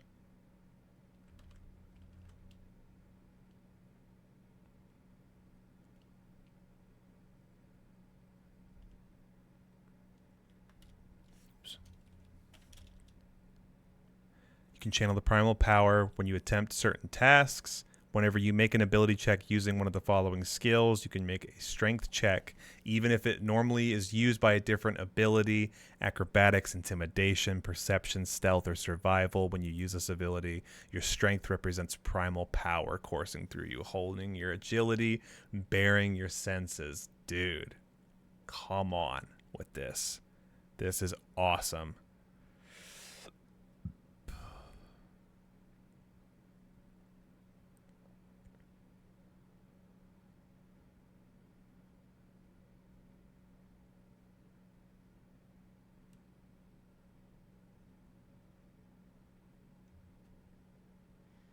Oh, these are like tokens. I want UI.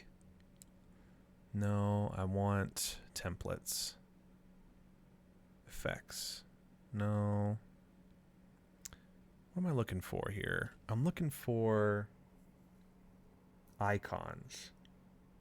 Backgrounds. No. Classes.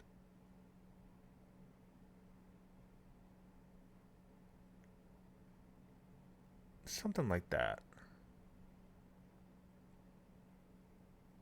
Something like that. So we have Mage Slayer feature, the Path of Wild Magic, the Primal Knowledge, and then at level 3 we would have Well, actually, level 5, we get +3. And then we have 2 through our weapon mastery, 3 rages available, which should, be reflected here. Well, level 5, we have our proficiency, Path of the Berserker, except it's not Path of Berserker. It's, man, if only I could just update it. Primal Path.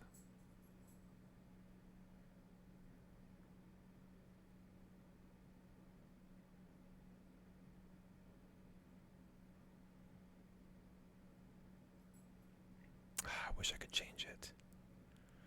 I wish I could change it. I wish I could make changes to it, but it's fine. For now, it's okay. It's good. Oh, staff walking stick. Yeah, you're right, actually. You're right. You're so right. What if instead of the short sword, we did a staff? I feel like that was definitely more in line with old lady. Yeah, like a quarter staff. Or if we did like staff of striking.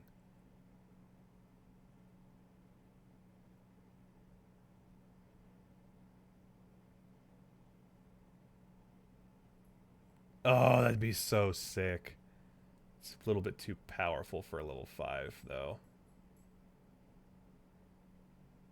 How about just a regular quarterstaff? Call it a day. Okay. So, sickle, longbow, great axe, 4 hand axes, and a quarterstaff. Some custom items there. The thieves' tools, the tinderbox. Why do we have a tinderbox outside of here? It's so weird. Those are our weapons. We have all of our features laid out. Spells, we didn't get any spells, not that I recall, but we're pretty much done. And I'm going to say, yeah, the unarmored defense. Oh, the biography. Shoot. Well, we're going to need to combine the details here, but she, her. What color skin do we think? Is it like gray scales? She's got to be older, so like for kobolds, right? The age of a kobold. Is that like, for old, is that like 20? Like 25? Is a really old kobold is like 25. Probably like maybe 50 pounds. Like 3 feet tall, no hair, skin color, I want to say like copper, like faded copper color, bright yellow eyes, chaotic evil for sure. So chaotic evil, neutral evil. Yeah, I would say chaotic. I would say neutral evil. Lady Yoda, basically, right? Yeah. Catapult for sure. As a spell. Great sword would be funny. Giant redwood arrow with 100,000 pounds of steel. Big magic. This is so cool. You're the best game master. I appreciate it, Pad. Thank you, dude. We need a ring and some bagpipes. I sent you a sketch. You did? Can I share? Is that cool, Siege?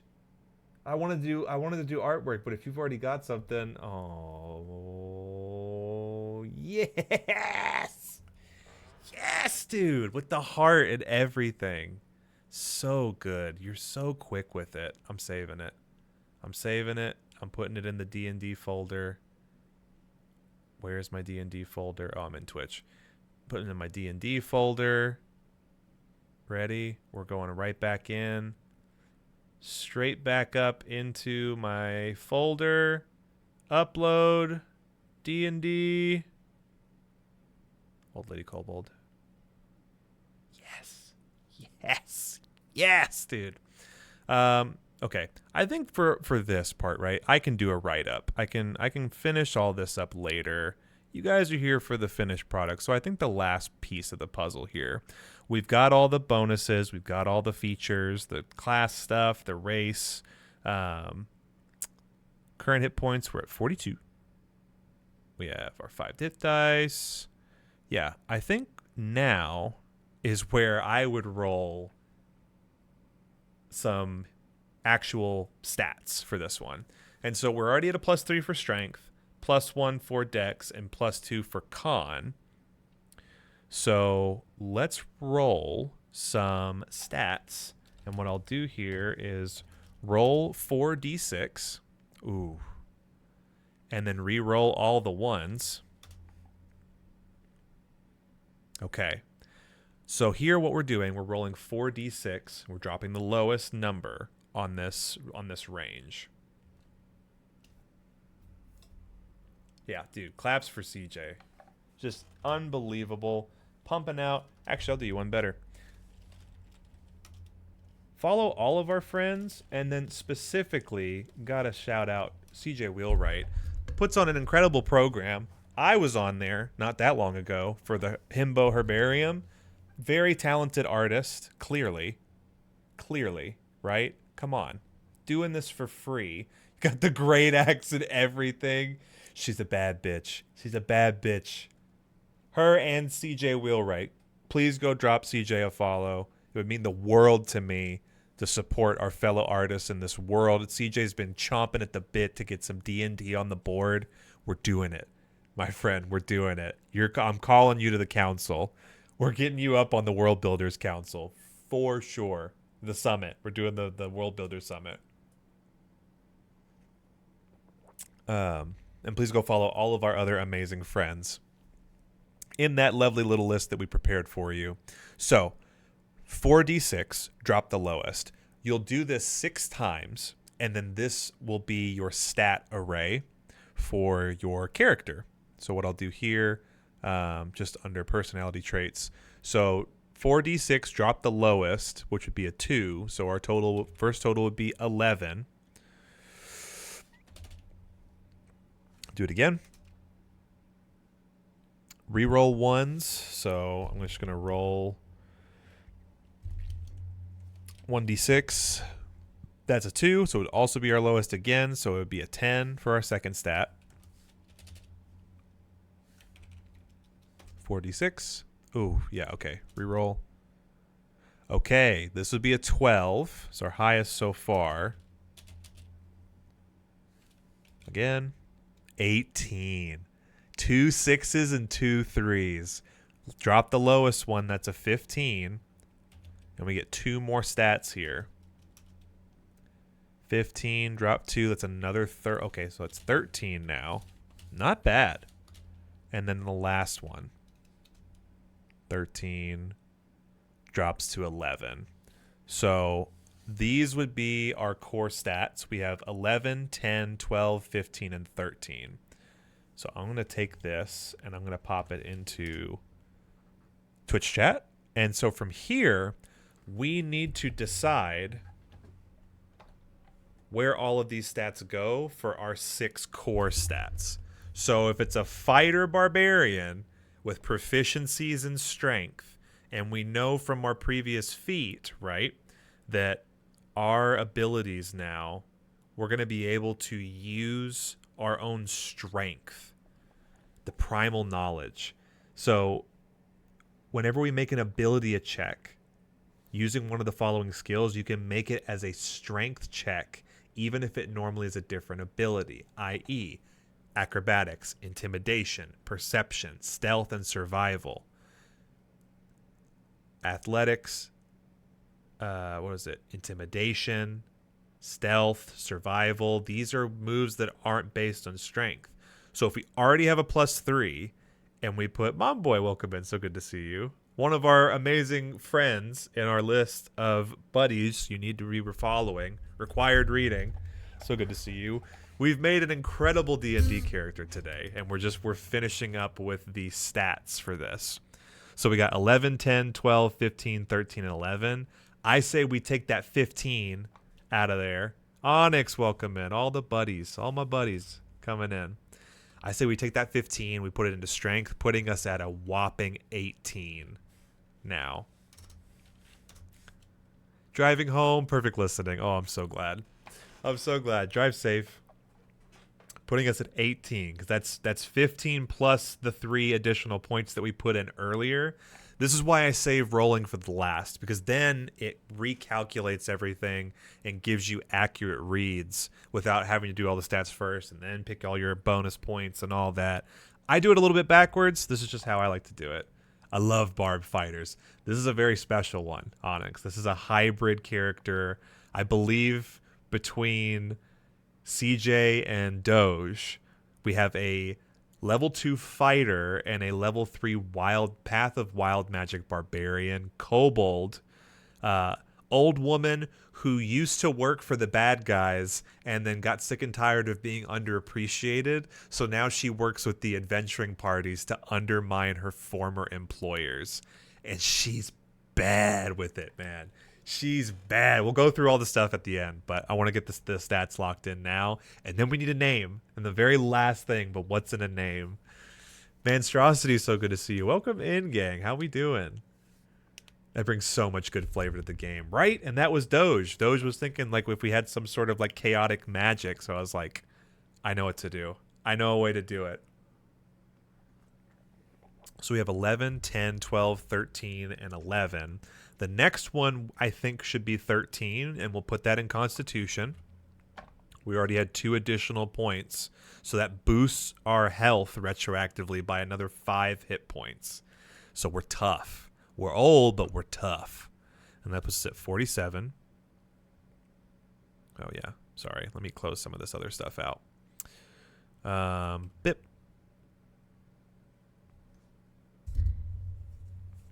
Make sure I am saving progress here. So we did 13, 15, 12. So now we have 10, 11. We have a 10, 2 11s, and a 12. She likes to eat the creatures that they kill. Maybe. Hey, if she's hungry enough, right? Wild magic fits really well in my autism. So when I go into meltdowns, there's a chance of some kind of random wild magic effect to trigger, and the chance would be higher the more pissed off I was. Yeah, exactly. Same rules apply, right? It's like you're going to have moments where high stress and emotions being strained could trigger the character and thus the wild magic. So I really wanted to find a way to incorporate that for this character. Excuse me. We're just over 2 hours here. Thank you guys so much for being along for this. I think here we want to do dexterity, probably intelligence and wisdom. So I'll say 12 for dexterity, putting us at 13. And then, oops. Intelligence and wisdom will be 11s, and we'll leave charisma as our only 10. So now all of our stats are locked in. Let's take us through. The ads are about to hit again, so we'll try and we'll hurry it along. But I wanna take you through what this character looks like so far. Get rid of the acid resistance. I don't know why you're so hell bent on having Thanks it. so much for resubscribing. I really appreciate that. Bat, welcome in, my friend. So good to see you. 41 months on a 2-year month streak, hitting the 2-year consecutive sub to our community. And then a gifted sub from Onyx going to Doge. Thank you guys so much. That's very sweet. When you guys did that, was it discounted or is it for large sub packs? I'm curious because we turned on discounted subs. And thank you so much, Bat, for the 2 freaking consecutive years, and Onyx for gifting a sub to Doge. I really appreciate that, guys. Let me know. Let me know how that played out.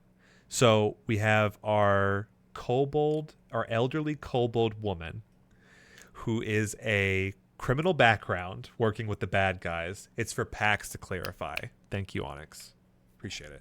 So gifted sub packs are discounted.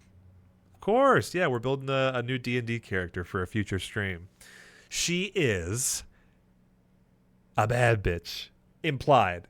She's got dark vision, okay? Proficient with light, medium, heavy armor and shields, simple and martial weapons. She knows common, draconic, giant, and alien, which we can retroactively just say Elvish was our fourth language, but I'll keep aliens on there because it's funny. It's different. Okay? Big strength main. Following his constitution and dex, we have our kit, right? Sickle, longbow, great axe, 4 hand axes, a quarterstaff, and some thieves' tools. The story with this character, right? She used to work for the bad guys.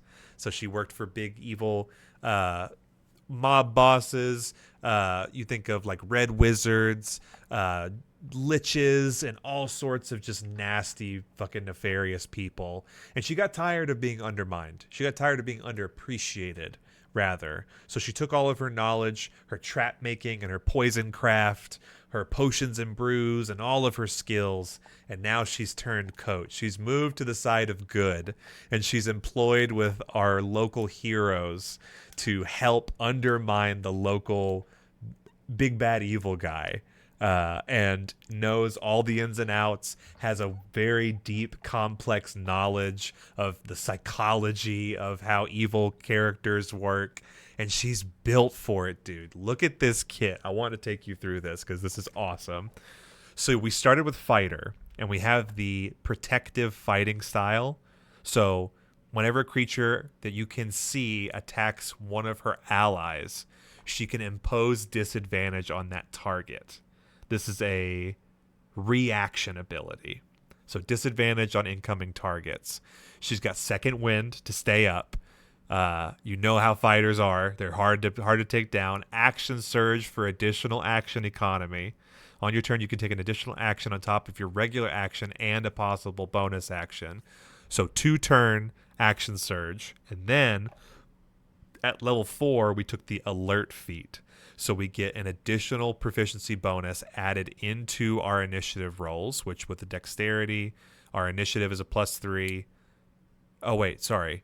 Our initiative is a +4 because of the bonuses. So we get +4 to initiative rolls. And immediately after you roll initiative, you can swap your initiative with another ally. So she can make sure somebody else gets to go first if she's at the top of the initiative order. We picked up Mage Slayer as an additional feat. Oh, yeah, so Alert came from the origin for our criminal background. We picked up Mage Slayer, so we actually get the ability score increase when we deal damage to a character or spellcaster concentrating. They have disadvantage to maintain concentration checks. And she has a one-time fuck you autosave for when she's forced to make an intelligence, wisdom, or charisma saving throw. This is why I left her ability skills lower, because she has Mage Slayer. Once you or if you fail, you can choose to succeed, and you can use that after a short or long rest. And then we have the Barbarian. We have the bonus action Rage. We saw how well that hit with Maisie on Thursday's show. Unarmored defense. This means we don't even need armor. We just have a naturally defensive character at armor class of 13. We get reckless attacks, so we get to impose advantage, and then enemies could try and hit us for advantage as well. We have danger sense, so we have advantage on dexterity saves against effects that we can see. And as long as we aren't blinded, deafened, or incapacitated, we have danger sense. The primal path, which we chose the path of wild magic, and we got frenzied rage. So for the duration of your rage, if you make a single weapon attack as a bonus action on each of your turns after this one, when your rage ends, you suffer 1 level of exhaustion. This coupled very well with our action surge. On level 5, we get extra attack base, I believe. We need to add extra attack in here. So we can attack up to 6 times on 1 turn. At level 5, you get 2 actions, right? Or you get extra attack. I think we get fast movement too. I'm not sure on that. Does it up our... No. Fighter as well at level 5. Tactical shift. Whenever you activate second wind as a bonus action, you can move up to half your speed without oh my god. So bonus additional movement and then extra second wind movement speed. with the extra attack. That's crazy. All right, let me see if I can add extra attack in here because it's under character features, and I think it's just extra attack. Yep. Movement, fast movement, right, for barbarian. Yep. She gets fast movement. Hang on, why am I not seeing it here? There it is. Extra attack.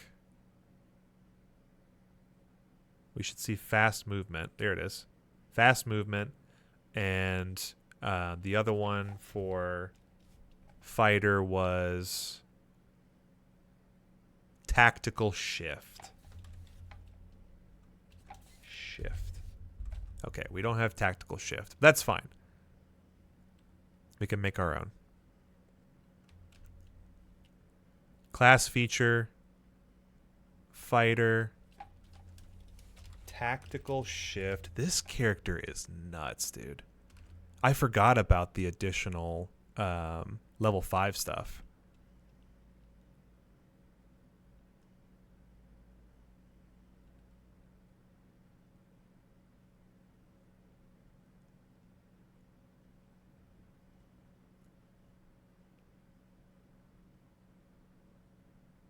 Wait, where'd it go?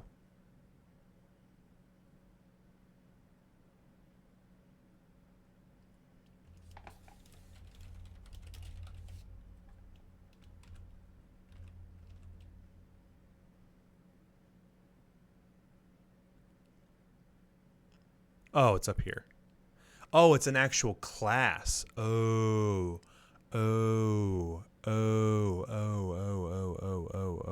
Wrong. Sorry.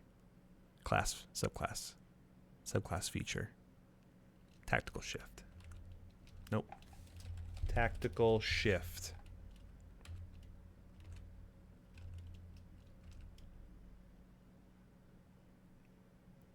Tactical shift. Okay. So when we use our second wind, we can use up to half of our movement speed without provoking attacks. And then with fast movement, we get an additional plus 10. So we're actually up to 40 feet now. And then we can use 20 feet. Oh, it already did it. Oh, that's so sick, dude. It already did it. Okay, cool. And then the primal path, we had Mage Slayer as our feature, the path of wild magic, where we can open our awareness with magic awareness, but then we have a wild surge. You enter a rage, roll on the wild magic table to determine your magical effect produced. In the effect, it requires a saving throw. The DC equals 8 plus your proficiency bonus plus your con modifier. So the DC here would have been 8 plus 3, so 11 plus 2. So 13 is the DC. And then we have magical effects like shadowy tendrils lash around you. Each creature of your choice you can see within 30 feet must succeed a con save or take 1d12 necrotic damage. You also gain 1d12 temporary hit points. Or whenever a creature you hit with an attack roll, whenever a creature hits you with an attack roll before your rage ends, that creature takes 1d6 force damage as the magic lashes out in retribution. Right? Like 8 different effects on this thing. Love that backstory. Yeah, it's all Siege. I'm loving this character so much. This one absolute monster truck of a character, standing at a stout 3 feet tall, even. Used to play lots of Magic with my best friend, and then I lost my best friend. Thank you for being stream so much. Pat, of course. Dude, this is a dream come true. You guys did so much for me on Thursday.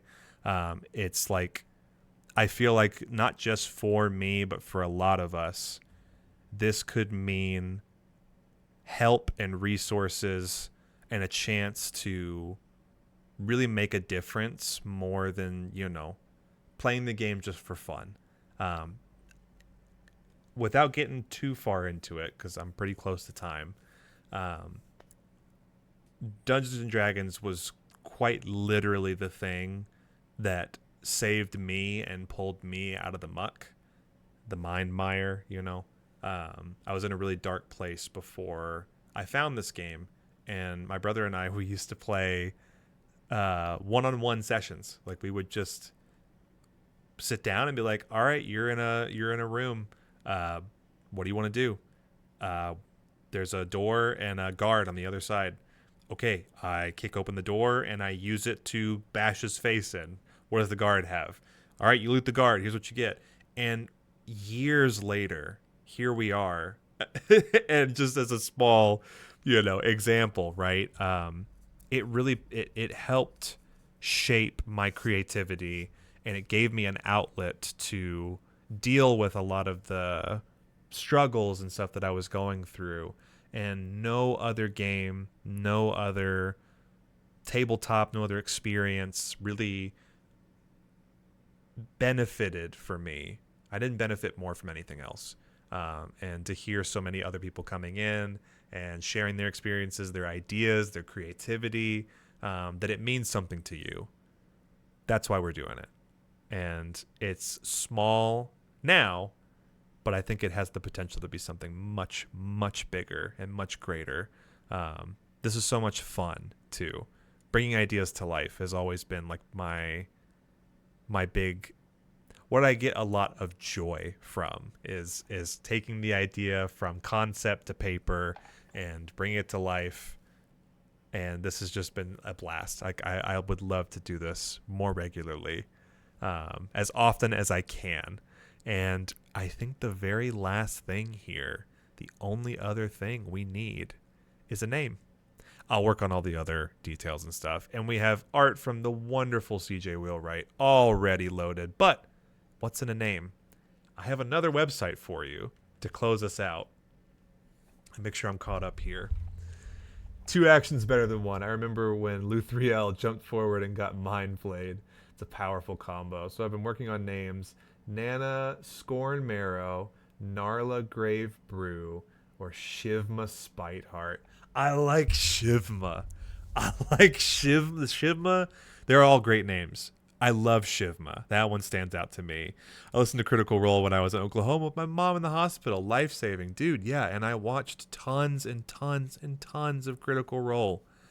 Like, stupid amounts. And I started getting into Dropout recently because Sorrow cannot recommend them enough, and I'm trying to make more time for that. I know that you can do what you're trying to accomplish. Yeah, and with all your help, like everybody, it's like it takes a village, man. We're making it happen in real time. You could call them John Dungeons or John and Dragons. We could do that. I like Shivma. I like a combination of like Shivma Scorn Marrow, Narla too is pretty fucking cool. This website, if you're ever in need, if you're just racking your brain, if you don't have the name generation at your disposal, we have, just unbelievable amounts of resources here. Skrock. We could go with like Skrock, Kargak, Yeruth,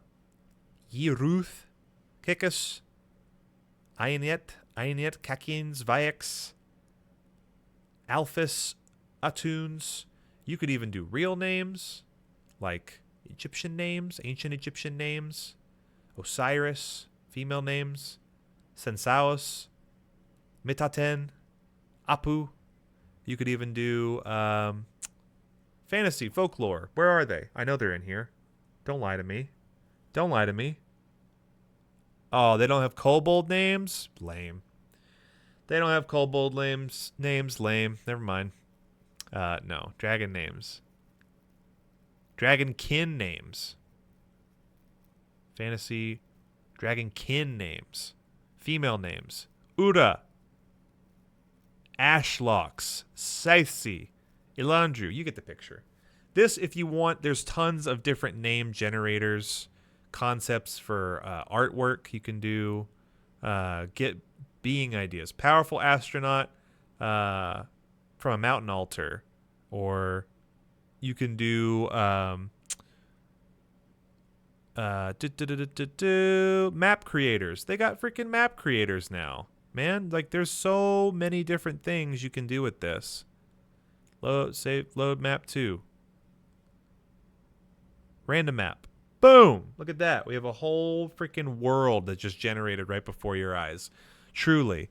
My goals are to help you guys with this kind of stuff. If you're interested in doing more tabletop, if you want to create stories and worlds and characters, cities, stories, when I'm taking this therapeutic GM certification course, my top of minds, obviously, making sure everybody's having fun, but exploring all of our creativity together in a safe and uplifting, positive way where you feel comfortable sharing your ideas with the other members of the party, members of the table, and finding ways to solve creative problems together and maybe learn something too.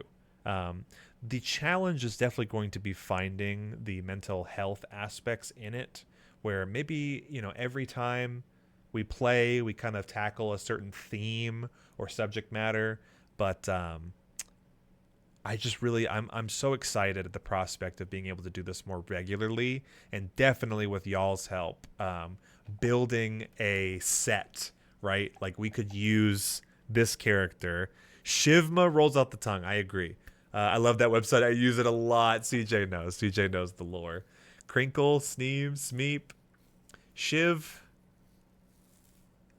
Chad.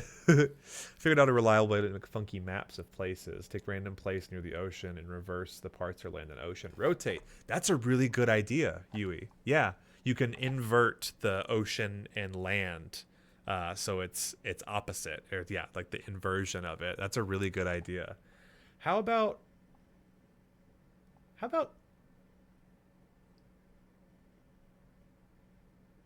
Shivma Grave Brew?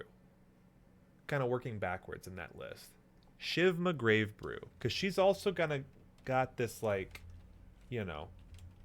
Shivma Grave Brew.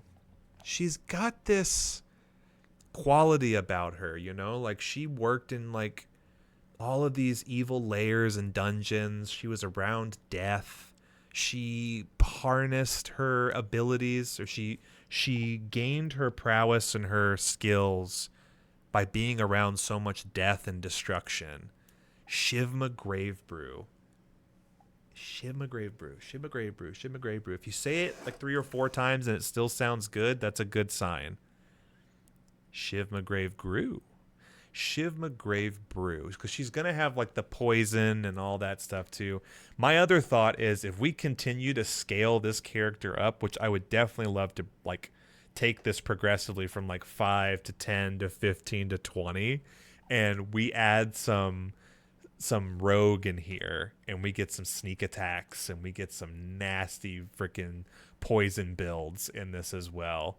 Think about like throwing some fucking poisoned hand axes or javelins or some shit. Shivma Grave Brew. I love this character, guys. Great job. Incredible job. Right at 2.5 hours. That's right where I want it to be. And we did it. We built a character from scratch, from the ground up, and it's all built in. It's ready to go, saved inside of Foundry. And then the only other thing I really have left to do is just kind of fill out some more of like the character details. But if you join the Discord, and I'm thinking what I'll probably end up doing is I will create a resource there probably later this week, and I will post all of the links that I shared today. So to give you guys some tools and some things, some resources to help you if you're looking at building your own characters. I mean, just between 5e tools, the fantasy name generator, which you've seen, is not just for names, and who the fuck is my D&D character, just to get you started. Maybe this inspires you. Maybe this gives you a little bit more clarity on like how to get started or the process, or if you're like me, this spawns like 4 or 5 other ideas for characters that you want to make. I really wanted to push myself and try and do this in a public forum with all of you and collaborate and create something together. And I had every intention of doing the artwork, but here comes freaking CJ Wheelwright, master of our freaking destinies, and just delivered, just absolutely delivered. Amazing, dude, absolutely amazing. Shiv McGrave Grave Brew, man, what a fun project, what a fun thing. This was all also, I have to say, to celebrate our community growing and hitting 1,300 followers. So I think moving forward, we'll do some other special events soon. We'll say at 1,500 followers, we're going to do a World Builder Summit. I'm going to assemble the D&D Avengers, and we're going to get a whole crew together to talk about and build a very special world for future streams. Yeah, I know. I'm excited too, buddy. Yeah, CJ, be there, please. You, top of mind, Toad Sparks, Sorrow, my brother, Macho Manatee. Probably see if Metalcore is around, if he's interested. Get a couple other like artists, makers. I feel like what we have right now is the very beginning, the very ground level, the foundation of what will become, dare I say it, Shogun D&D? Shogun D&D? Shogun D&D? It would be like Shogun D&D. Shogun D&D. Something like that. I'm working on ideas for like a business or, you know, like a proper name for it, you know. It's quite literally a dream coming true right before our very eyes. So to all of you, thank you so much for hanging out, for giving us your creativity, sharing your ideas, talking about the things that inspire you. I'm going to find someone to raid and send it off with a bang. I would love if you stuck around for the raid as well. It's very important to me as we continue to grow and we push for partner that we spread the love, share the load, stick around wherever we go, drop them a follow, hang out for a little bit, say hi. It's free. Be nice. You know how it is. Oh. Let's see. Who's live? Oh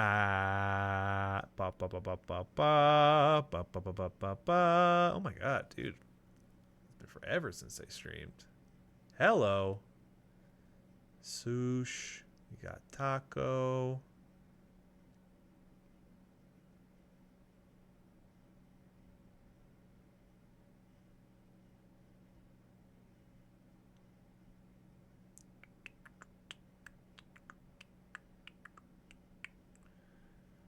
Let's raid. Hang on.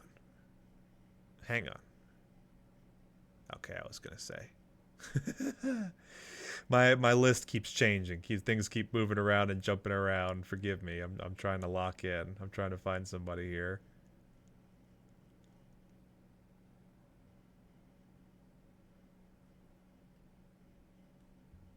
Okay. Let's raid Strawberry Moon.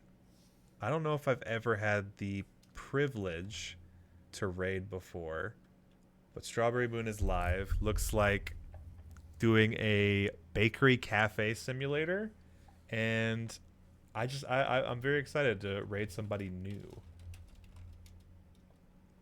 So let's do that. Let's grab our raid message. Guys, this was awesome. Thank you so much. I love this. This is my passion. This is my dream. Okay. We're going to get some more D&D stuff on the board, but look forward to our regularly scheduled programming, right? We're going to do the 20 Turtle 5 drawings again. We have so many subscribers I got to draw turtles for. We'll come back to that soon. We got Kaizo on the board. We're almost at 3,000 attempts. So I want to get back to that very soon. Thank you to Bat. Thank you to Onyx for the gifted sub. Thank you for the support, the bits, everybody hanging out, sharing your day, your evening, your time with us. Enjoy the rest of your Sunday. Go say hi to Strawberry Moon. Hang out. Drop a follow. Be good, be safe, be kind. I will see you in the next one. Join the Discord. I'll let you know when I go live. Thank you. I'll see you later. Bye.